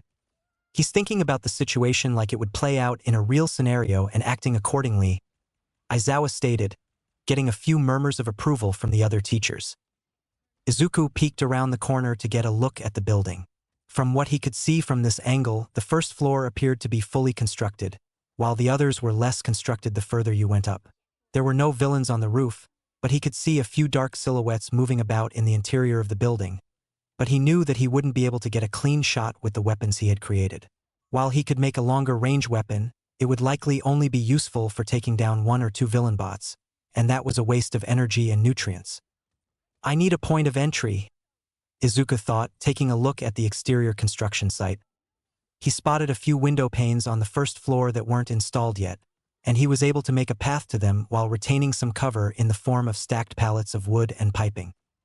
Izuku waited until he couldn't see any shadows near the exterior of the building before making his way towards the entrance point, staying low in case they spotted him, which in all honesty wouldn't be very hard. Upon reaching the unfinished windows, Izuku immediately raised the MP5 and swept it across the room, which appeared to be a small meeting room. Clear. Moving towards the door, Izuku put himself flat against the wall and slowly opened it, getting a look at what appeared to be a large office space that appeared to take up a little over half of the first floor, with 3 other doors in the room. It was then he noticed a few of the villain bots marching about the room in what appeared to be set patterns, their red eyes giving a slightly ominous glow to the dimly lit room. Seeing that there was nobody else in the room, he took a deep breath, focusing on the subtle thuds of the robots moving about the room. Then, after a moment of preparation, he raised his weapon and opened fire. Holy shit, those bots lasted 10 seconds at the best, Midnight mumbled, watching as Izuku quickly made sure all of the villain bots were out of commission. Yeah, weren't those things supposed to be Mijima's special robots he made for the 3rd year since the old designs weren't cutting it? Hisashi yelled, his glasses sliding down his face. Not so loud, Mike, Vlad King scolded, crossing his arms. But yes, these were supposed to be stronger robots specially designed for indoor combat. It's not that the robots are weak, Netsu chirped, getting everyone's attention. It's just that we have all forgotten just how powerful guns can be in our quirked society. Izuku put a burst of rounds into the 3 robots, their AI not able to respond fast enough before their circuitry became shredded by the bullets. He rushed across the room quickly, taking a quick glance at each of the destroyed bots before approaching the 2 doors on the furthest side of the room, which appeared to head into smaller rooms like the one he entered. Deciding to head left first, he nearly got hit by the door bursting open, revealing another villain bot with a long tail and a stinger at the end, its dangerous tip already lunging towards Izuku. He quickly ducked downward and shot twice into the tail, severing it on impact, before charging the robot into the wall and letting 2 more rounds into its chest. Not getting a moment to breathe, the door behind him shattered as another bot punched through it, the fists on the robot much larger than the others. Not having time to bring his gun up, Izuku tugged on the dead robot he just shot and dragged it by its arm to be in between him and the newcomer, using its shell as a shield so he could back up. He aimed and fired right as the other villain bot punched its fallen comrade out of its path, only for it to be met with another tight burst of lead to its face. The moment the bullets hit it, the glowing sensors meant to act as eyes immediately shut off. Izuku quickly reloaded, sliding in a fresh 30-round magazine to ensure he was ready for any surprises. Checking the 2 rooms the villain bots burst out of to find them both empty. He felt his earpiece click to life again, the squeaky voice of Principal Nedzu coming through. 5 minutes have passed since you entered the building, Midoriya. Best get going if you want to clear it all. Izuku didn't bother responding and immediately made his way to the last door in the room. He heard the sounds of moving machinery on the other side and decided his prior approach wouldn't work, assuming that the robots were as alert as the others were now that he has made his presence known. In his head, he sifted through all of the images of items he could create, like a library of images that could pop into the front of his head at the snap of his fingers. Then, he found what he was looking for. Grabbing the hilt of the small weapon that slid out of his arm, he held it in his offhand, the MP5 readied in the other. Izuku slid the door open and fired the single-shot grenade launcher into the other room and waited for the telltale crack of the flashbang going off.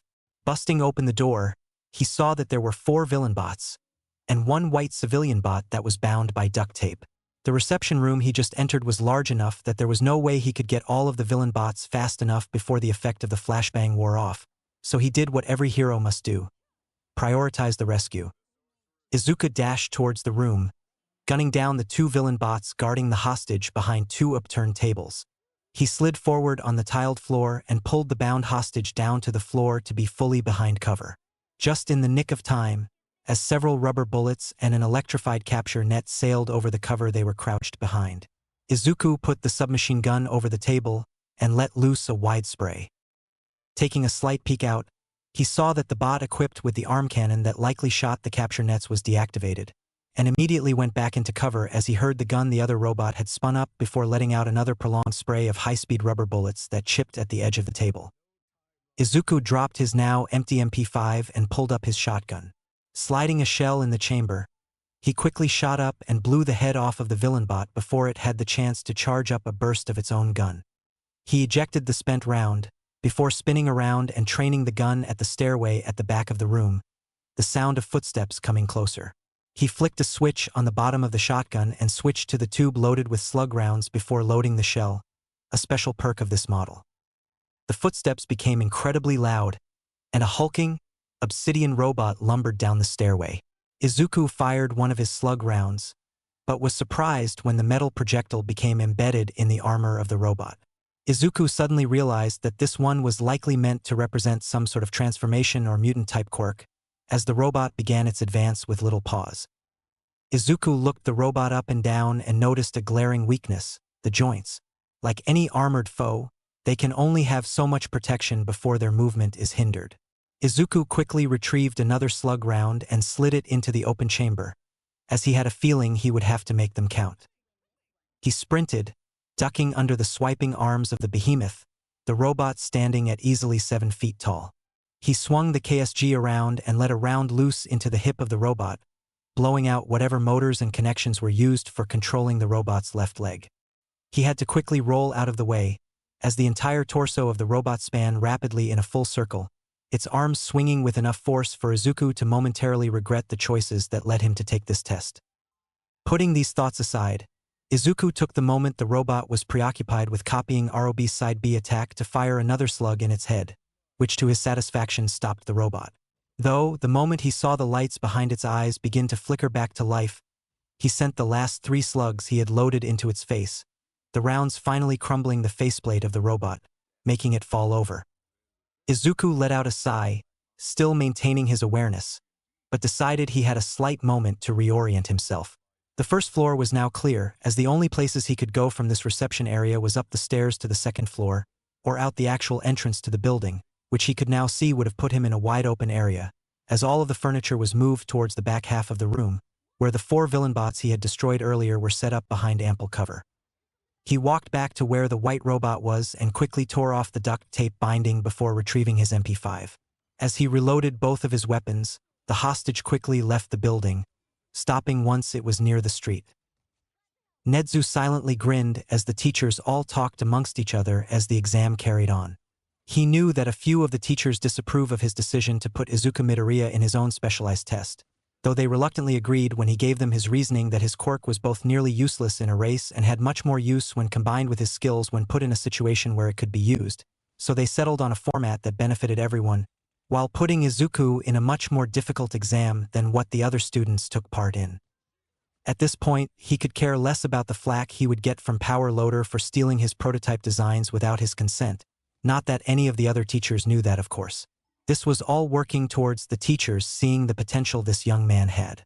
While this may seem like bias from an outside perspective, Nezu knew that Izuku had the skill to make it into UA, but he needed as many allies and mentors as he could get. After all, Nezu knew the very dangerous consequences of having a quirk like his could do to someone trying to be a hero. Izuku quickly made his way to the second floor, slowing as he approached the new area. He quickly came up the last few steps, sweeping his MP5 across what appeared to be a large area of half-built workstations and pallets of materials. The windows here were only partially finished, with the only lighting being the sunlight coming in from outside. Tied to one of the support columns near the other side of the floor were 3 civilian bots. Taking another look around the open floor, Izuku jogged towards the hostages when he suddenly felt his instincts scream at him in time for Izuku to jump over to the side, avoiding 2 giant hands trying to grab him. Looking up, Izuku saw a robot that may or may not give him nightmares tonight. Coiled around the support bars within the ceiling, as what looked to be some sort of insect-like robot, but each of its 6 arms had large hands that looked big enough to grab him, and even completely immobilize him if 2 of them caught him. Its red sensor eyes, well, looked more like a large red visor that covered the top half of its head, likely giving it an enhanced range of vision. Before Izuku could raise his gun, however, it dropped down from the ceiling and rapidly charged him, making him start dodging just so he didn't get captured by the insectoid machine. Izuku dove over stacks of bricks and slid under work tables just to avoid the 2 front arms. Thinking quickly, Izuku reached behind him and began raising his shotgun and threw his MP5 at the villain bot. Took the bait, swiping the gun out of the air with both of its front arms. Izuku grinned as he aimed his shotgun, just for one of its middle arms to suddenly shoot forward with compressed air, latching onto the barrel of the KSG as he pulled the trigger. The middle section of the hand was blown out, with some shrapnel lodging into the armor on the torso of the robot, but not piercing through enough to cause any damage. Izuku quickly released his gun and began running again, as the original distraction wore off, leaving the front 2 arms free once again. Flying through his mental archive once again, Izuku quickly decided on a plan C as the robot began closing in on him once again. He lifted up his tank top and retrieved the 3-canister grenade launcher that slid out of his chest, and immediately fired all 3 rounds into the room. Diving into the thick plumes of smoke being generated, Izuku hid under an office desk while he concentrated on making the next weapon he would need. He could hear the insectoid robot thrashing about the room, knocking apart pallets and tables within the room.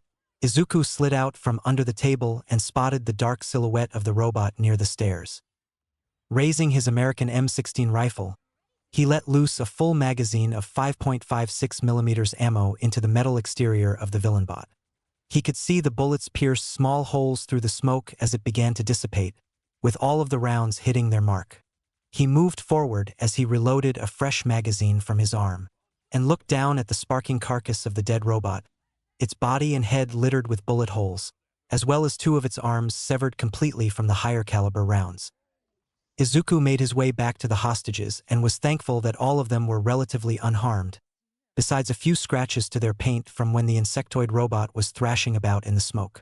Not a moment after he released them, he heard the earpiece give some static before Nezu once again gave him an update. "You have 14 of your 30 minutes left, Midoriya. Chop chop." At that, Izuku immediately spurred to life, the slight ache of his muscles being pushed aside at the realization he had less than half of the time limit left. He looked about the room and spotted another set of stairs hidden away behind the only finished wall in the room. He retrieved his shotgun, reloading the shells so that it was ready to go. Izuku looked around for his discarded MP5 and saw that the gun looked to be bent and twisted from the robot's grip. Izuku sighed and quickly made a new one before making his way towards the staircase. Izuku prepared another single-shot flashbang as he went up the stairs, fully expecting to see another packed room of enemies. To his surprise, the next floor was almost completely barren, besides a few random wooden boxes. Though, right before Izuku lowered his guard, those boxes exploded outward, revealing several small, 4-legged robots. Izuku took no time shooting the two closest ones with his MP5, leaving 3 more in the room. Suddenly, the small quadrupedal villain bots began to shoot small darts toward him, which Izuku promptly went back down the stairs to dodge. Izuku hated needles, and those darts looked like they could knock him out if a few managed to hit their mark. Izuku shot the flashbang behind him to cover his retreat, before letting an explosive shell slide out of his palm to promptly be shoved into the canister launcher. He turned towards the stairs when he came back into the second floor, looking in time to see the flash of light that came from the flashbang at the top of the stairs reflecting off the walls. He aimed the launcher, and within a few seconds, the 3 robots came barreling down the stairs to be immediately hit by the shrapnel of the exploding shell. Izuku took cover behind one of the brick pallets and looked back over to be satisfied by the sparking remains of the shredded bots. He made his way up the stairs again, and immediately spotted the last set of stairs on the other side of the floor, with no hostage bots present anywhere he could see. Almost done, Izuku stated to himself, quietly in case the villain bots that were upstairs could hear him. He was lucky that he wasn't caught off guard by the tranquilizer villains that were on this floor, as even if he managed to beat them without getting hit, he would have problems completing the final floor.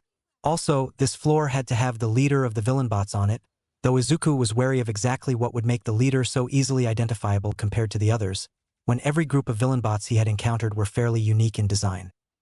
Remembering that he had to merely incapacitate the last bot, Izuku took off his tank top momentarily to create a large net gun, which had electric wiring attached to it which would allow Izuku to shock whatever was caught in the net should he wish. It was one of the designs Han had gotten at his request for a form of non-lethal takedowns. Sadly, it was likely the only non-lethal option he had which would work against a robot, as rubber bullets and tranquilizer guns would do nothing against plated metal and servos. Slinging the net gun over his shoulder, Izuku was fully prepared as he began stepping up the last flight of stairs. His MP5 trained on the end of the stairway in case there was a trap waiting around the corner. Instead of a trap, however, he was greeted by a large open room, with some holes in the ceiling, letting in more rays of light. At the center of the room, laying in the light of a larger hole in the ceiling, there was a single hostage bot lying on the floor, bound by rope to keep it from escaping. Izuku didn't dare take another step, as this whole room was screaming trap. He looked quickly to each of the holes in the ceiling, awaiting the moment something dropped down from them. The rest of the building was completely empty, and this floor only had support columns in it besides the hostage and stairs. After what felt like a full minute of tense silence, Izuku realized that the leader wouldn't show itself until Izuku fully entered the room, or made a move to rescue the hostage. He suddenly felt an idea brew in his head, which may put him at a slight disadvantage, but also might draw out the leader without Izuku being fully in the open. Creating another single-shot launcher, Izuku fired off a smoke round towards the middle of the room, a thick haze filling a third of the 4th floor. After a moment, Izuku saw a humanoid shape quickly drop down from the hole above the hostage. The sound of it landing on the floor echoed slightly. Izuku noted that it definitely had a different color scheme to it than just black when he saw it drop from the ceiling, and decided to prepare his net launcher instead of the MP5. Right as Izuku was about to fire, he heard a voice pierce the silence that overtook the room. "Sorry, hero, but you won't save the day that easily." He froze, watching as the smoke slowly faded to reveal Han in his full hero costume, minus his small cape in place of extra armor on his arms. He was standing in a ready position, holding the hostage bot up as a shield and an electrified baton to its neck. "Looks like your gamble backfired on you, but it was a solid plan to draw me out," Han mused, chuckling slightly under his mask. "Now, you have to figure out how exactly you are going to stop me from either killing this hostage or walking out of the building scot-free." Izuku began to wonder exactly how he was supposed to separate his mentor-turned-villain from the hostage when Han suddenly charged straight at Izuku with the hostage in hand. Responding in kind, Izuku went to slam the stock of the net launcher into Han's mask when he stopped and threw the hostage with all of his momentum, forcing Izuku to roll out of the way of the robot, considering Han was immediately following up with a thrust of the baton.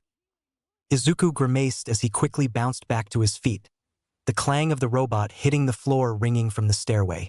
That moment of contemplation, however, forced him on the defensive as he ducked and weaved to dodge swipes from the stun baton. One of the swipes nearly got him in the hand, forcing Izuku to drop the net launcher to ensure he wasn't knocked out from the crackling electricity coming from the tip of the blunt weapon. Izuku began to construct a small taser gun in his hand, which Han immediately noticed and sent a strike right at Izuku's head, which Izuku ducked under just to get grazed by another stun baton Han had retrieved with his other hand.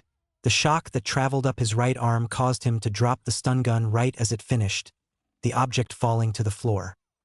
Luckily, Izuku thought ahead. He reached down to his left thigh where a second stun gun had just finished and whipped the gun around to shoot Han, just for his mentor to spin on one heel, sending out a low kick which knocked Izuku over in his off-balance state.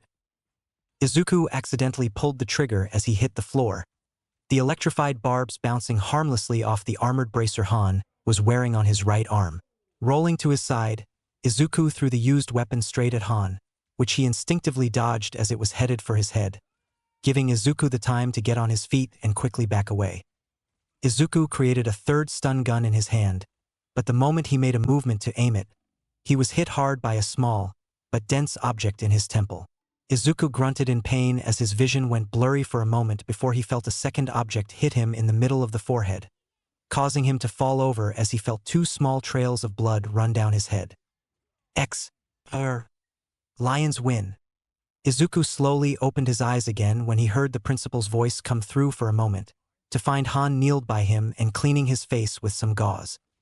"Damn Izuku, you really had me backed into a corner there," Han said quietly, looking over Izuku to make sure he wasn't hurt too badly.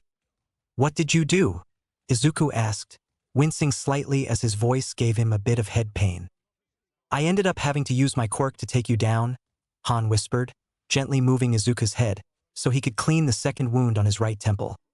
"I'll explain later.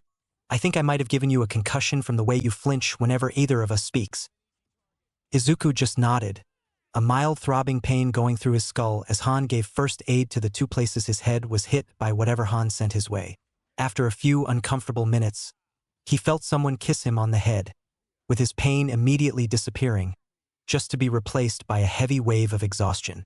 Izuku groaned as he refocused his vision, seeing a small old lady looking down at him next to Han. "Are you feeling better, dearie?" the elderly woman asked, watching Izuku rise shakily to his feet. Izuku looked at her for a moment, before realizing that this was the youthful heroine herself. "Recovery girl. Thank you for the treatment, recovery girl," he stated, resting his body on Han for support as the man offered his shoulder. "I just feel incredibly tired now." "That makes sense, considering that head injuries usually take a bit more stamina to heal," she replied, rummaging a hand in her coat pocket. "Not counting the fact that you just completed that sadistic principal's exam." She placed 2 gummies in his hand, which Izuku promptly ate to get any form of energy back. She nodded with satisfaction before she began walking away, Han nudging for Izuku to start walking. "So what exactly did you hit me with?" Izuku asked, attempting to start a conversation to force his mind to stay active until he was somewhere he could comfortably pass out. "Well, kid, I had to use a couple of these," Han said with a hint of amusement, reaching into one of his pouches to show Izuku a few steel bearings rolling around in his hand. "I didn't tell you that my quirk works on objects I throw, did I?" Izuku gaped for a moment and recalled a very old conversation when this very topic came up, and Han had in fact mentioned that he could control the trajectory of any moving object that comes from his person. "Trajectory is just a bit overpowered sometimes, sensei," Izuku stated, going down the stairs with Han's help. Han just laughed and helped Izuku walk back to the observation room in comfortable silence. "That was quite the wonderful show you put on for us, Midoriya," Nezu complimented, watching the teacher-student duo enter the room after the elderly nurse. The other heroes in the room said small little compliments as well, though Izuku wasn't quite coherent enough to catch all of them. "I'm glad you enjoyed it," Izuku said, the exhaustion evident in his voice, the extreme usage of his quirk, muscles, and healing with Recovery Girl all weighing upon his energy reserves. "Well, we teachers have to review the footage for all of the recommendation students, so you two are free to head home," Nezu stated, giving both Han and Izuku a pause up, because he didn't have actual opposable thumbs. "Thank you for letting me be here," Izuku said, with a small bow before grabbing his duffel bag sitting on the couch where he left it. Han went and had a few words with the rodent man before following Izuku out the door. He walked with Han back to the truck, as he had finally regained enough energy to walk on his own to the truck. Though, the moment he set his bag in the back seat and the calming purr of the engine began, Izuku was out like a light bulb. Chapter 10. Downtime. For starters, Izuku most definitely didn't remember falling asleep on the living room couch. What he did remember, however, was passing out in Han's truck after that ridiculously hard recommendation exam practical. He would have to ask Han if that was his idea or Nizu's, just for future reference. He slowly pulled himself up, noting the stiffness in his whole body as he got his bearings. His gear from the entrance exam was laying next to the couch, with his boots also sitting there as someone had taken them off before laying him down. Izuku looked behind him when he heard a door open, and saw his mother walk out of the bathroom door in the hallway. "Izuku!" she cried, immediately crushing him in one of her tight hugs, which have been growing notably stronger over the last several months. "Han said that you passed out because of Recovery Girl healing your injuries. He said that they were just a few bumps and scrapes, but I still couldn't help worrying." Izuku just chuckled as he hugged her back, reassuring her that, yes, everything is okay. Before pulling out of the hug, he decided against telling her that the majority of his injuries came from Han for his own sake.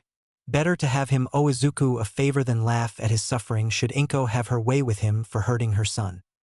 "Speaking of Han, where is he?" Izuku asked, looking around for any sign of the man. "Oh, he came in to say hello and drop you and your stuff off before heading back to work," she replied, though he did say that he would be quite busy at UA for the next week or so, considering he has to go through the applications for all of the other students. Izuku nodded in acknowledgement, not envying any person who has to work under Nizu for a living. "How about I help you with dinner?" he offered, giving his mother a bright smile to match the one that appeared on her face. "How about you go get cleaned up first? Then we can cook that katsudon I promised to make." Nothing could get him moving faster. The next week, to say the least, grew worse every day that Izuku was left waiting in anticipation. When Inko said that Han would be busy with work, he didn't expect that to mean that Han would not only barely respond to any texts he sent him, but that he wouldn't even come home during this week. When he asked his mother if she knew anything, all she would say was that Han is just being overworked by that principal, but otherwise he is fine. Frankly, that didn't do much to calm Izuku down. That wasn't to say he was worried about his mentor, but he desperately wanted any sort of information on what the results could possibly. If not that, then at least some sort of training exercise, research, or literally anything to do to keep his mind off of the package that was supposed to be arriving in the mail today. Currently, he is sitting on one of the kitchen stools, chewing on the end of a pencil as he took notes on the recent formation of the MT Lady Hero Agency and their struggle with paying for the damages caused whenever the heroine went to her full size. "Izuku." He wrote down a few ways she could limit the costs of her work on the line pages, theorizing how fast she could shift between sizes or even grow, and then immediately shrink before reaching full size to get a half to quarter power hit off without causing her full size strength to leave cracks in the street. "Izuku." Maybe he should send an email to her agency about it? It wouldn't do to just figure this out to not help out the hero while she was still in the positive regarding her income. If she wasn't careful, the Hero Association may start taking more than it gives to deal with the insurance companies. "Izuku." He yelped in surprise as he felt a wood ladle lightly whack him on the back of the head, pulling him out of his stupor as he noticed the steady sound of metal hitting wood.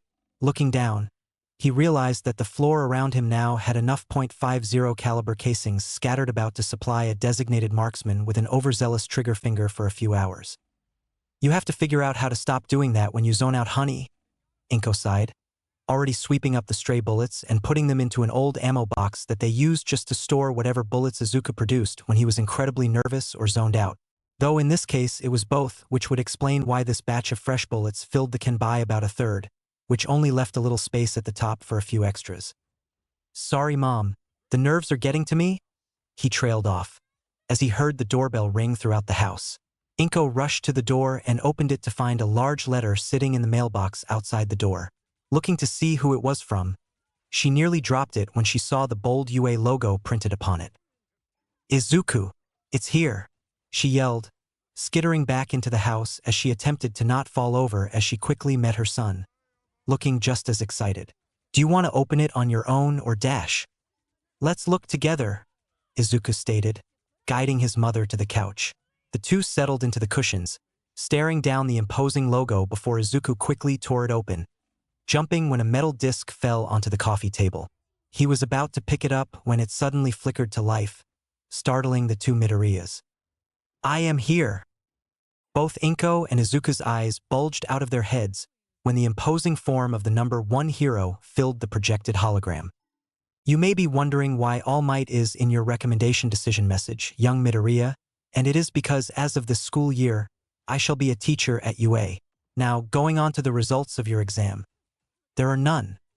Izuku was confused for a moment, watching as All Might talked with someone off-screen before suddenly bouncing back, the confusion now gone from his angular face.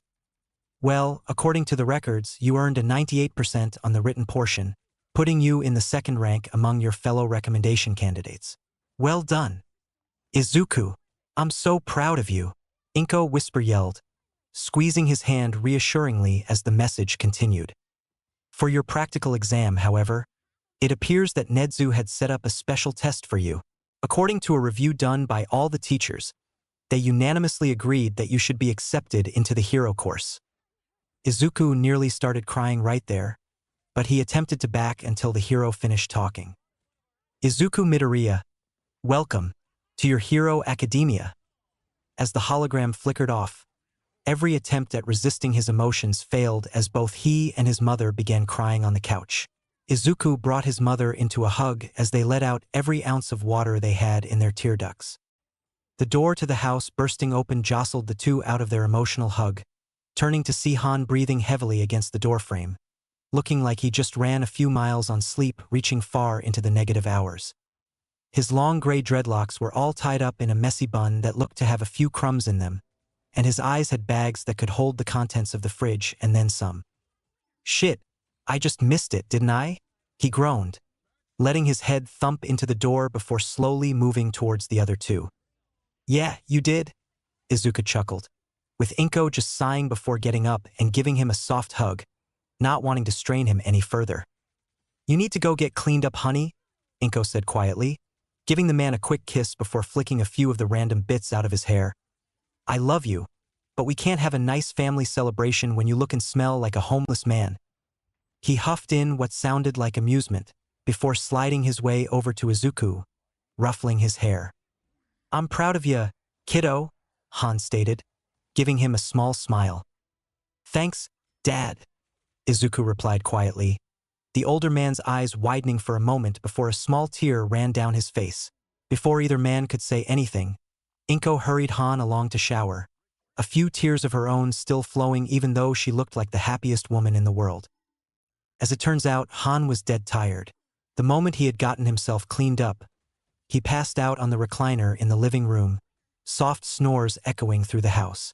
Inko decided that now was the time to get started on dinner, and Izuku asked to help her. They had agreed that they would read the rest of the letter after dinner, so Izuku put all his energy into helping his mother cook the gargantuan amount of katsudon she had planned on making to satiate the hunger of her two favorite men. They were just finishing with the plating when Han meandered into the kitchen, wearing a comfortable pair of sweatpants and a loose t-shirt depicting a chibi Godzilla and King Kong fighting. Go wash your hands, dear. Izuku and I will finish setting the table, Inko stated, with Han only replying with a smile as he washed his hands in the sink. The family had a fairly quiet dinner, as the events of the day made themselves known by just how exhausted they all were. The moment everything was cleaned up, the family migrated to the couch and looked at the letter which still lay on the coffee table. Go on and read it, bud. It's got some interesting stuff in there for ya, Han said ominously, chuckling to himself as he looked over Izuku's shoulder. Izuku nodded and retrieved 3 different papers from the envelope. Deciding to go in the order presented, he started with the one on the top. He began reading the first page, which he quickly realized was a reiteration of what All Might had said, but more professional, if the signature of Principal Nizu at the bottom had anything to say about it. Flipping to the second page, he quickly realized this was definitely not something he should skip over. First of all, it was a personal note from Nizu, Secondly, it detailed changes to his curriculum and schedule ordered by the Chimera himself.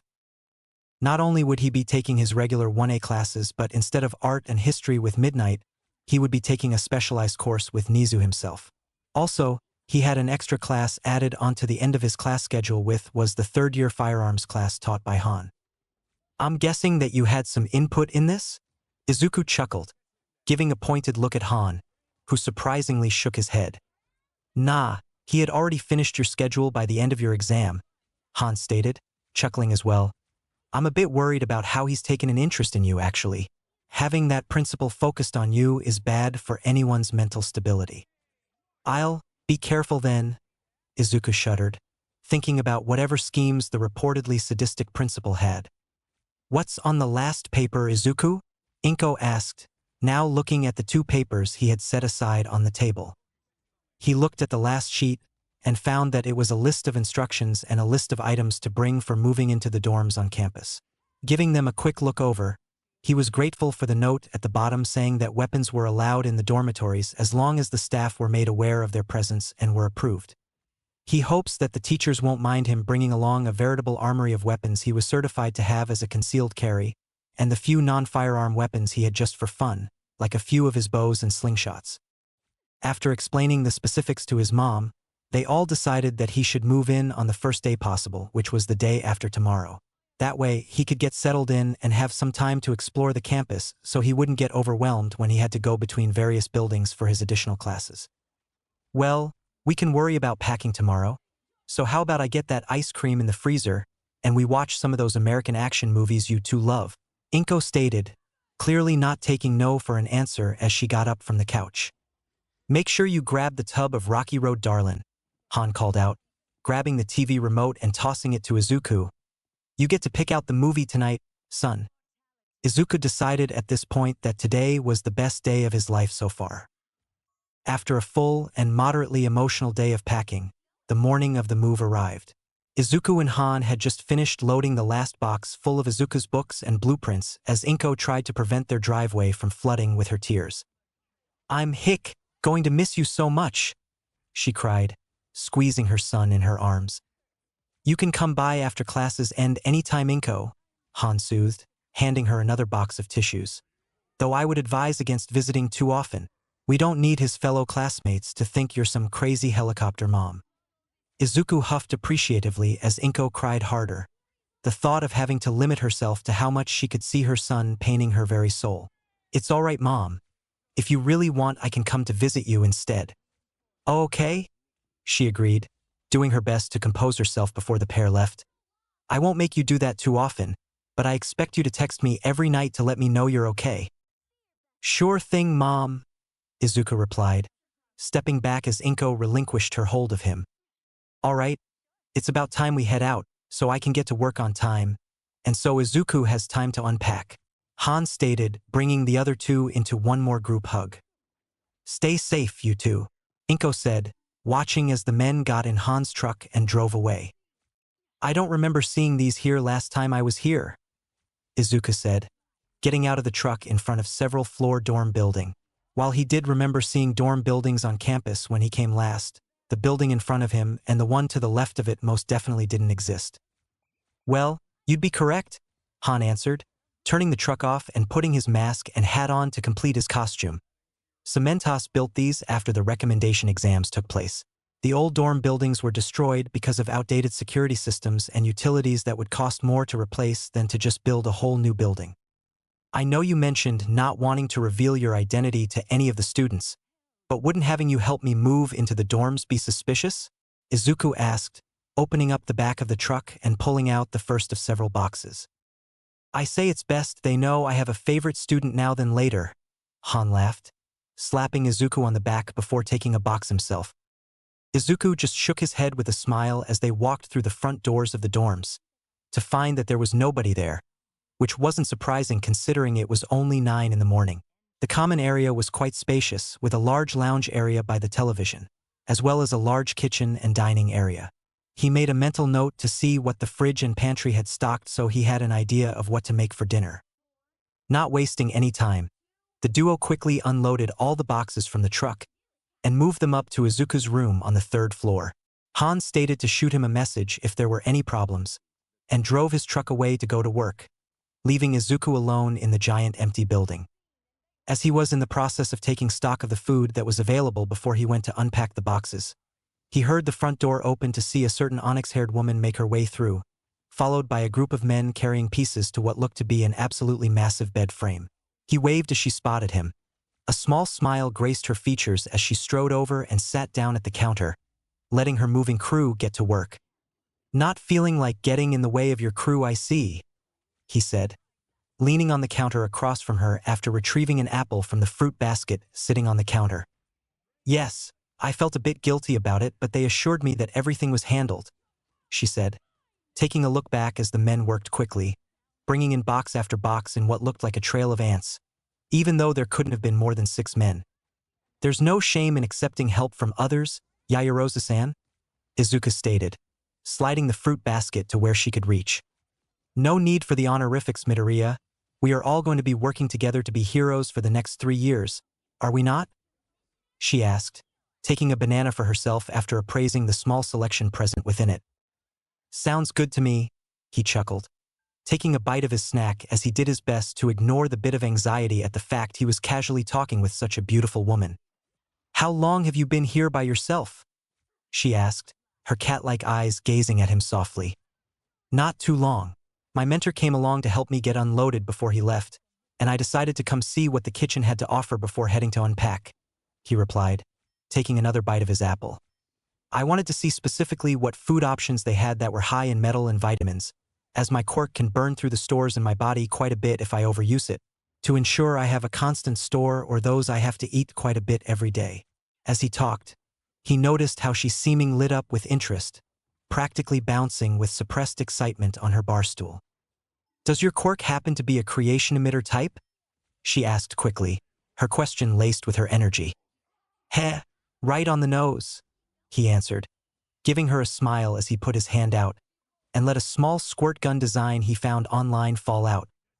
"Oh my goodness, what are the odds that there are 2 of us in the same school, much less the same class?" she stated jovially, clasping her hands together as she gave him a stunning smile. "My quirk is simply called Creation and allows me to make any non-living object I want as long as I know the exact chemical and molecular structure." Izuku's eyes widened in surprise, as the possibilities for such a versatile quirk flooded his mind. Deciding to hold back his flood of questions, he replied in kind, "That's amazing. My quirk, Gunsmith, lets me make any projectile weapon as long as I've at least seen it in an image or in person, and have a basic understanding of how it operates. It's not nearly as versatile as yours is, though. Yours just makes mine look rather trivial in comparison." "No, don't say that," she quickly denied, shaking her head back and forth. "Yours works with much less knowledge of what you are making. While I have to spend a large amount of time researching and studying anything I wish to make, that means that you have a much larger selection of items you can make on the fly, while I have to keep up my studies constantly just to not forget a list of objects, while others I would have to re-research in the field should I end up needing them." Izuku's mind went blank as he admired the sheer intelligence of the woman in front of him. He had tuned out slightly as she continued defending his quirk, all the while just making him even more interested in exactly what she was capable of. In a rather rash decision from his shock, he put his hand out in front of him, stopping her mid-sentence as she shook the offered hand, albeit slightly confused as to why. "Yaoyorozu, you can just call me Izuku from here on out, as I have a strong feeling that we will be working together quite a bit in the future, as fellow Creation Quirk users," he stated, giving her a blindingly bright smile of his own. She smiled back, this time her happiness reaching her eyes as well. "Then you could call me Momo, and it would be my pleasure, Izuku." The two ended up spending the next 20 minutes discussing the hardships of maintaining a healthy food intake for their quirks while staying physically fit, until Momo's moving crew finished and left them to their own devices. They both ended up heading to individually unpack their rooms, though neither did notice one other recommendation student move into the dorm while they worked. By the time Izuku had finished setting his dorm up, the sun was beginning to go down outside and it was almost 6 p.m. It was also at this moment that the grumbling of his stomach made his hunger known. Wiping the sweat off his forehead from finally putting together the shelves of hero merchandise he had, He looked about the room and admired his work. The cube shelf unit he had just finished now housed the majority of his hero collection that he had brought with him, where a few other odds and ends were in other places throughout the room. In the furthest corner from the door, next to the shelves, is where the gun safe he had brought resided, holding the few guns he had brought with him, while the bows hung from a rack above it. The walls had a couple hero posters condensed around the shelves, while the rest had various blueprints of his favorite weapons pinned up. His desk was set up on the same wall as the door, with his books he had brought along stacked up next to it. He had replaced the blanket on the bed with one of his more comfortable ones he brought from home, and he put the extra blankets in the closet, which was now full of casual outfits, exercise clothes, and an empty ammo box for the day he inevitably began sweating bullets in his room and needed somewhere to put them. Taking one last look, he decided that it was completed, and began working his way down to the common area. On the flight of stairs, however, he came face to face with another person with white and red hair split down the middle, walking out of the second floor. Hi," Izuku greeted, giving a small wave and smile. "Hello there," the other boy greeted, giving a nod but otherwise not changing from his neutral expression. "I'm Izuku Midoriya, and I was planning on making some dinner downstairs if you felt like joining me, though I don't quite know what to make yet," Izuku offered, rubbing the back of his head as he weathered the steady gaze of his new fellow dorm mate. "That would be nice, and my name is Shoto Todoroki. Thank you for offering," he stated, motioning for him to lead the way.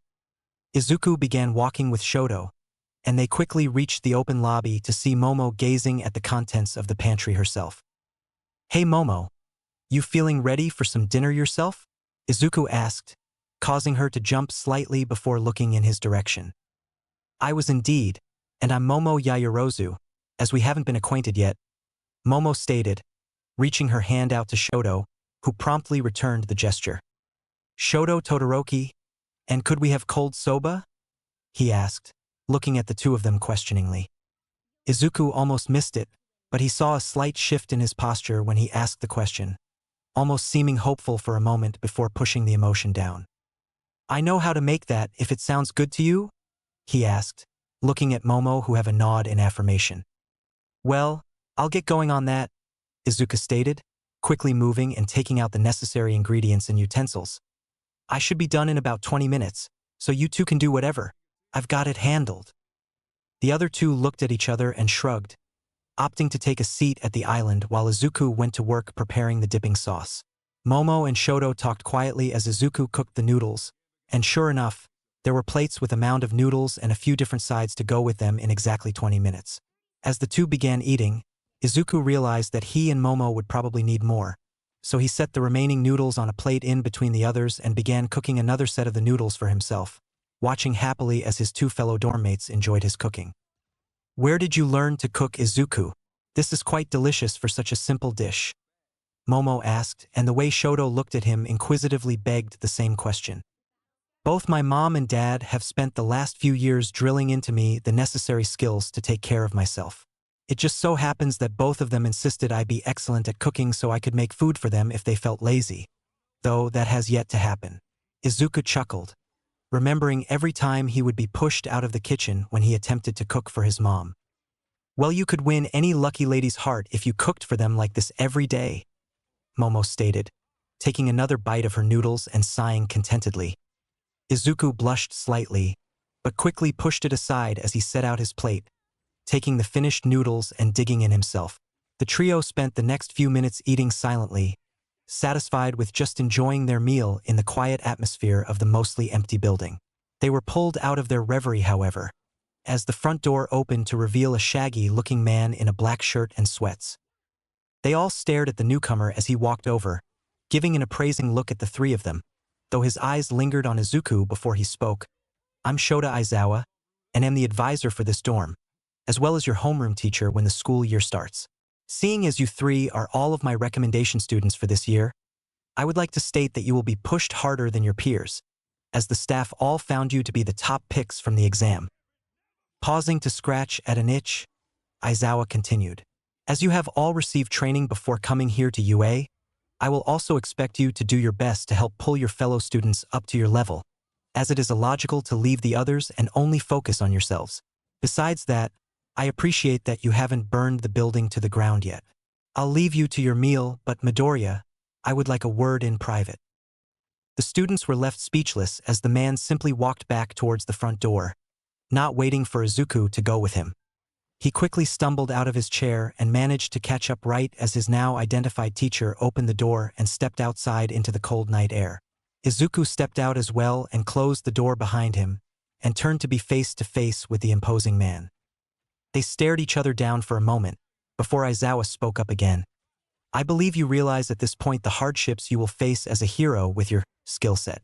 Snipe is a logical enough man to have kept you well informed of that.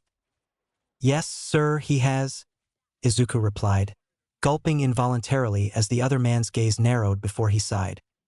I just want to tell you that I will do my best to ensure nobody harasses you because of your style of fighting, but I will need you to tell me if anything comes up while I'm not around, since that would be in direct violation of school rules, Aizawa stated, before turning and walking back towards the main campus. Go and enjoy your dinner, kid. You have a long year ahead of you. He called back, not turning to look at Izuku as he obliged and went back inside. Izuku's thoughts lingered on the subject of his teacher's words. Yes, he was aware that many people were against the idea of a hero using firearms, and among those there were people who would outright slander those heroes, believing them to be cowardly or villainous for using such weapons for fighting. While Han hadn't brought that discrimination up in a little while, he knew that his father figure has had his own share of trouble with people regarding his quirk, which is exactly why he keeps his face hidden from the public eye. He looked over at his two classmates, and wondered if their thoughts of him would change once they saw how he fought. Shoto seemed like the introverted type, so there was no way of telling, but Momo, she already praised his quirk. She saw beyond what it could make and spent time talking with him about all the other aspects people usually ignore. After all, quirks were a part of your body, and had repercussions to using them no matter how small. As he watched her eat her meal, Izuku decided to believe that Momo wasn't the kind of person who would change their opinion of someone over something like that. Maybe that was why, deep down, he was growing to like her, though her beauty and intelligence definitely didn't hurt either. Chapter 11. Companions. Izuku rubbed his eyes as he sat up, looking around at his new dorm room before slowly stretching slightly, enjoying the slight pop his back made before deciding it was time to get up. As Izuku wondered what he should cook for breakfast, his eyes widened in surprise when he looked at his clock by his bed. 10:30 in the morning? Geez, I guess Mom wasn't kidding when she said I needed an alarm clock, he uttered to himself, now deciding to hurry up and get his day moving. Inko or Han always ended up waking him up before 8 every day to try and keep him on a sleep schedule, but his body must have decided to rebel against the institution instead now that they weren't around. After spending a bit of time getting changed and brushing his teeth, he made his way downstairs to the first floor, spotting Momo reading a book on one of the couches. She noticed him walk into the common area and gave him a small wave which he reciprocated before returning to her book. As Izuku was about to go make a bowl of cereal since lunch was rapidly approaching, he heard the front door open and looked to see a person walk in with several boxes precariously balanced in their arms. Noticing that the topmost box was a few seconds from toppling over, Izuku ran over to assist. Here, let me give you a hand with that before something falls over, Izuku greeted, taking the top two boxes out of their hands to reveal a girl with wild pink hair and matching skin. He made note of the small horns protruding from her head, as well as the very unique black and gold eyes staring at him now that they weren't hidden behind her belongings. Hee hee, thanks for that, she exclaimed, shooting him a bright smile as she made her way inside the dormitory. The name's Mina Ashido, but you can just call me Mina. What's yours, Greenie? Izuku chuckled slightly at her happy demeanor and replied, Izuku Midoriya, and you can call me whatever you feel like, Mina. Cool. Also, I hope you wouldn't mind helping me move the last few boxes of my stuff in, she said, setting the other two boxes she was holding down by the door. Of course. Izuku then ended up helping Mina move the rest of her belongings upstairs. Momo ended up assisting them as well once they had brought all of Mina's boxes indoors. By the time they had finished moving everything, it was almost time for lunch. I'm pretty hungry, ladies, and since I was planning on making some sandwiches, would either of you want me to make you some? He asked, noticing the way the two women perked up at the idea of food. Well, I'd hate to ask you to dash. Absolutely. Izuku chuckled at Mina shouting the answer for both of them, Momo blushing slightly but giving him a nod of affirmation. The trio ended up making their way back to the kitchen and enjoying their lunch when the doors opened once again to show Izuku a familiar family. Katsuki, don't expect me and your father to carry all this crap for you. Hurry your ass up, Mitsuki Bakugo shouted as she walked through the door with a bag of clothes. I never asked for your help, old hag. I can do it myself, her son replied, matching his mother's aggressive attitude as he walked in with several boxes of his own. Izuku chuckled as he watched the Bakugas make their way into the dorms. The other students present merely watching the situation with surprised eyes. Don't worry about it, you two. That's how they normally are, Izuku stated to the ladies he was eating with, setting his sandwich down to go greet them. Oh, if it isn't Izuku, how are you doing? Masaru Bakugo greeted, sliding past his wife and son. Izuku, it's been so long, Dedesh, Mitsuki began, turning to him and pausing. Damn kid, what the hell has Inko been feeding you? Last I remember you were a little string bean. Nice to see you too, Mr. and Mrs. Bakugo, and for your information, she's been feeding me a lot considering how much nutrients my quirk and training eat up. No kidding, kid. Well, I've got to help my son here get unloaded before I get all sappy, she replied, tussling Katsuki's hair, which he surprisingly didn't try and stop. I don't need any more help, Deku.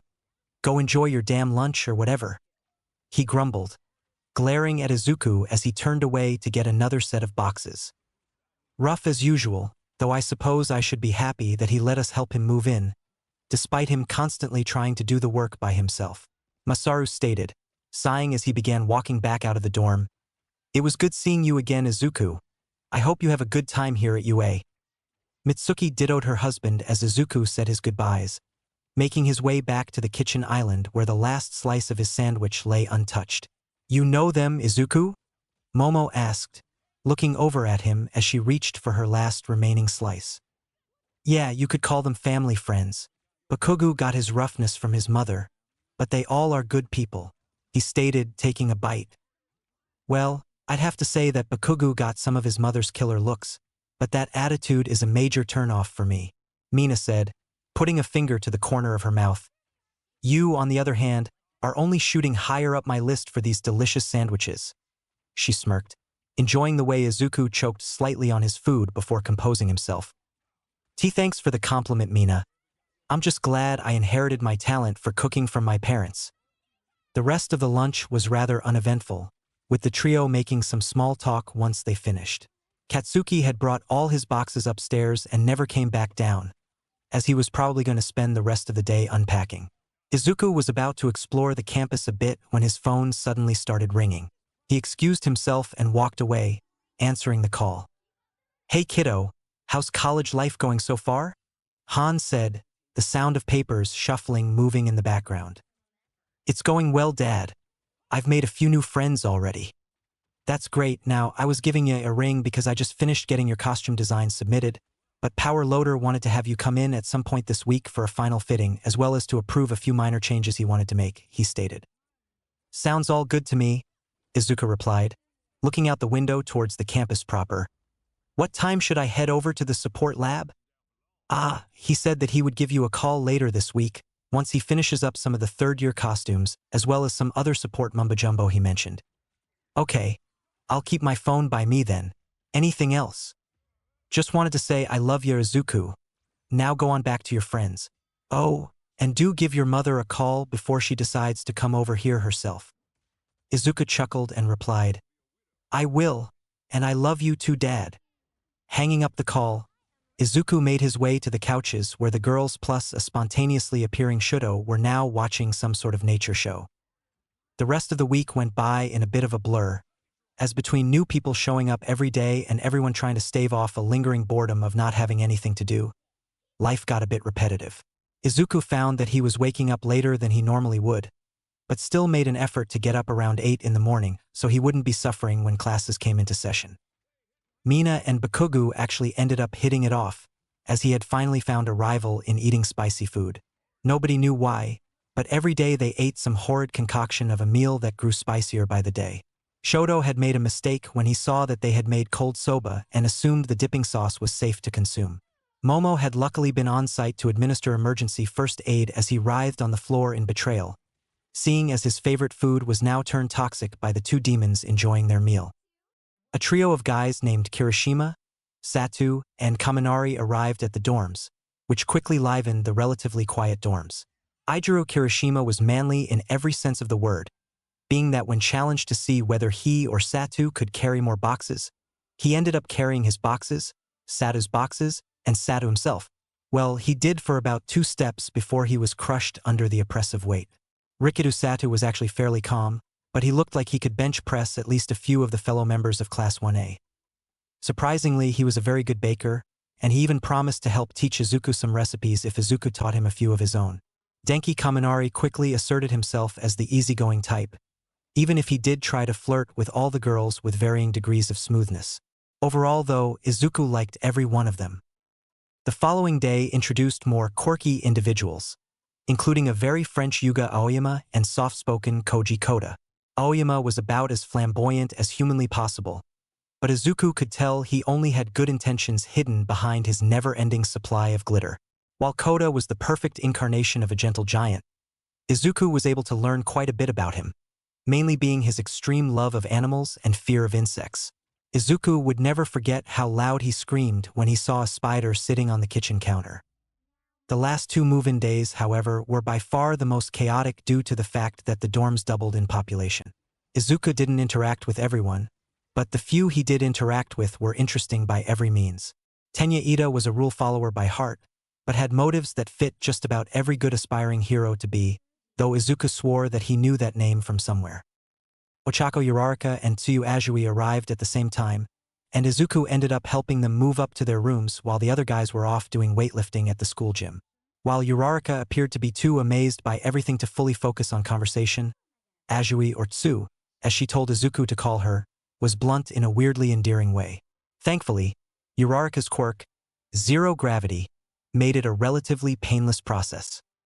People actually took turns helping newcomers to their rooms, which is why Izuku only caught glimpses of a petite girl with long earlobes and a massive guy with 6 arms moving in. Also, he could have sworn an invisible girl moved in at some point, but he must have just missed her. At the moment, Izuku was relaxing on one of the chairs by the TV, closing his eyes for a bit as he listened to the idle conversations around him. How many more people are supposed to be joining the party again? Kaminari questioned, flipping through what sounded like a magazine. Dunno, man, though it shouldn't be too many more today, Siro replied. I'd say around 20 with how much time is left in the day, seeing as that rocker girl and Shoji, I think his name was, are unpacking in their rooms right now. Well, UA accepts 40 hero core students every year. Ida began, the swings of his robotic arms audible enough for Izuku to imagine them. So I'd assume your estimates are correct, Siro, though I moo dash. It's okay, Ida, you don't need to go into the full explanation, man, Kaminari interjected, already wary of the long-winded explanation that was about to happen. Well, I do believe it is important to. As the group in the common room kept on going with their conversation, Izuku felt his phone start vibrating in his pocket. Looking at the caller ID, he quickly made his way to the currently empty kitchen area and answered, Hello. Hi. Is this Izuku Midoriya? Yes, it is, he replied. Ah, good. This is Power Loader or Majima-sensei if you prefer. I do believe that your father told you ahead of time, but I need you to come by the support department as soon as possible, so I can sort out your hero costume sorted out before the school year starts. Perfect. I'll head right over, Izuku answered, hanging up the call. Making sure he didn't need anything, Izuku left the dorm while shooting a quick wave over to the common area if anyone noticed him leaving. The support department's area wasn't too far from the dorms, but he figured he would be there in about 7 or 8 minutes. He quickly looked at his phone to check the time though, as he was planning on having lunch soon. Seeing as it was about 1 p.m., and he had already put dinner in one of the slow cookers, he figured that he'd be alright for just a late snack if this took a while. Damn, I could have at least grabbed one of the protein bars, Izuku grumbled, walking up to the imposing iron door of the support laboratories. As the gate slid open, the sound of a few different people tinkering on different devices echoed out, though Izuku could clearly see it was just a handful of people actually present in the giant room. Ah, Midoriya, right over here. Izuku looked to the back of the lab where the form of the pro-hero power loader was working on some sort of robot with a number 3 painted on the chest. Making his way over, he nearly got trampled by a girl with pink hair sprinting from one side of the lab to the other with a fire extinguisher, putting out a small fire on one of the work tables. "Watch where you're running, Hatsum," the man scolded, getting the attention of the girl. "I don't need you injuring yourself or another student because you can't be mindful of your surroundings." "You got it, sensei," she called back, giving him a thumbs up as she went to work cleaning her station of the fire-retardant foam.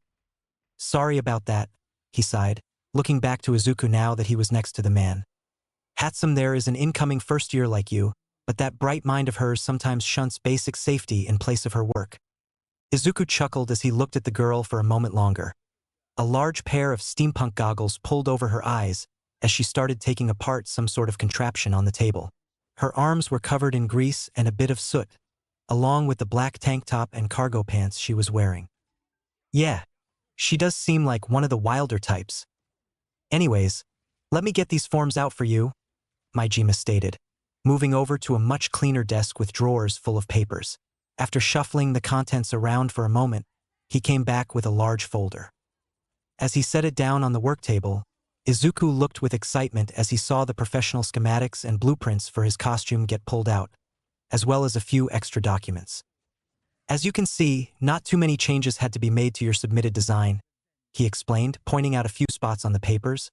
"All we ended up doing, for the most part, was changing materials you requested since some newer and more sturdy fabrics are now available, as well as making it a bit more ergonomic in design."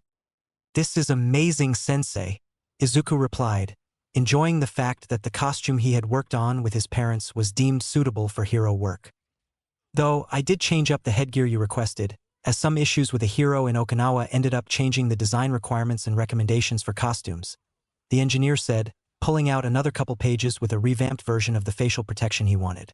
"As you can see, we ended up making you a separate mouth protector/respirator combo, as well as an upgrade for your visor to give you a wider range of vision while ensuring the sides are able to keep most particulates out of your eyes." "The change works for me," Izuku said, looking closer at the new designs. "Though would it be possible to get some tech installed like I wanted for my original mask? I remember asking if it was possible to get the night and infrared vision combo along with some sort of system to let me see schematics of weapons I search on a database dash." "Do I hear the chance to make more babies?" a feminine voice shouted. Izuku and Majima jumped slightly, doing their best not to let out a small shout as the previously identified Hatsum girl was now greedily looking through the schematics. "Hatsum, for the last time, don't startle people in the workshop," Majima sighed, chopping the girl lightly on the head to force her to pay attention. "Sorry, sensei," she apologized half-heartedly, before getting right up in Izuku's face. "But you, is this your costume? Because I can totally do what you wanted with these goggles." Yeah, that's my costume designs there," Izuku replied, then pausing and looking at the girl more critically. "You can add those modifications?" "Totally can, though I'd have to build a new set from scratch since it would be inefficient to try and add them onto these," she stated, waving the design for the visor in her hands. "I suppose it would take a bit of work off my load," Majima mumbled, seemingly considering his options before saying, "Only if you consent to her doing it. Hatsum may be a bit crazy, but her skills are the real deal." Izuku looked back down at the girl and immediately looked back up to her face as he caught a glimpse down her tank top as she moved closer and closer to him, suppressing the blush that wanted to come forth. He considered his options and the fact that the excitement on her face was hard to ignore, and figured, why the hell not? "Yeah, I trust her," he said, and not a moment later he felt an iron grip on his wrist begin pulling him towards a different workstation and throw him into one of the empty chairs by it. "Stay here, gotta get some measurements," she said, before almost sprinting around the workshop gathering materials and devices, as well as the folder of blueprints off the table with a quick, "Gotta borrow these," before returning. "All right, Greenie, what's your name, favorite color, additional requests for your costume, and quirk?" she asked commandingly, pulling out a measuring tape and wrapping it around his head. Izuku Midoriya, forest green," No additional requests besides the ones you heard, and my quirk is called Gunsmith, he replied, watching her maneuver around him with the precision of a robot. Okay. I'll ask more about that last bit in a minute, but for now be good and stay absolutely still, she said, patting him on the head as she wrote down some numbers on a blank sheet of grid paper. Majima watched the two interact from his own work area, letting a small grin appear on his face as he marked down the approval for Izuku's costume. Lucky kid looks like the brightest engineer I've ever laid eyes upon, just decided to make you her first real client. Back at the station, Izuku was in awe of how fast this girl was working. He figured it has been about 5 minutes and she already had a rough mock-up set up for him to try. Now this is baby number 24. I modified it a bit so it would fit on your head, but otherwise it should already have the basic features you wanted minus the schematics database, she boasted, sliding the device on his head. Izuku looked around the room as Hatsum switched the different modes, with the room changing to a blinding green hue to a much more tolerable filter of grays. Works like a charm, Hatsum, Izuku said, giving her a smile as she switched the vision back to regular. I sure hope they do, Greenie. Those are a less aesthetically pleasing version of this baby here, she said, taking off her goggles to show them off in front of Izuku. What he was more focused on, though, was her incredibly unique yellow eyes that had crosshairs as pupils. If you don't mind me asking, Hatsum, what's your quirk? He asked, sliding the goggles off his head. I'm guessing it has something to do with your eyes. Ah, I never did introduce myself to my new client, did I? Bad May, she mumbled to herself before focusing again on Izuku. To reintroduce myself, my dear client, the name's May Hatsum, your new master support engineer and future CEO of Hatsum Industries. As my client, I give you the right to call me May since it takes less time than Hatsum, and in exchange, I will call you whatever I remember you as, Treetop.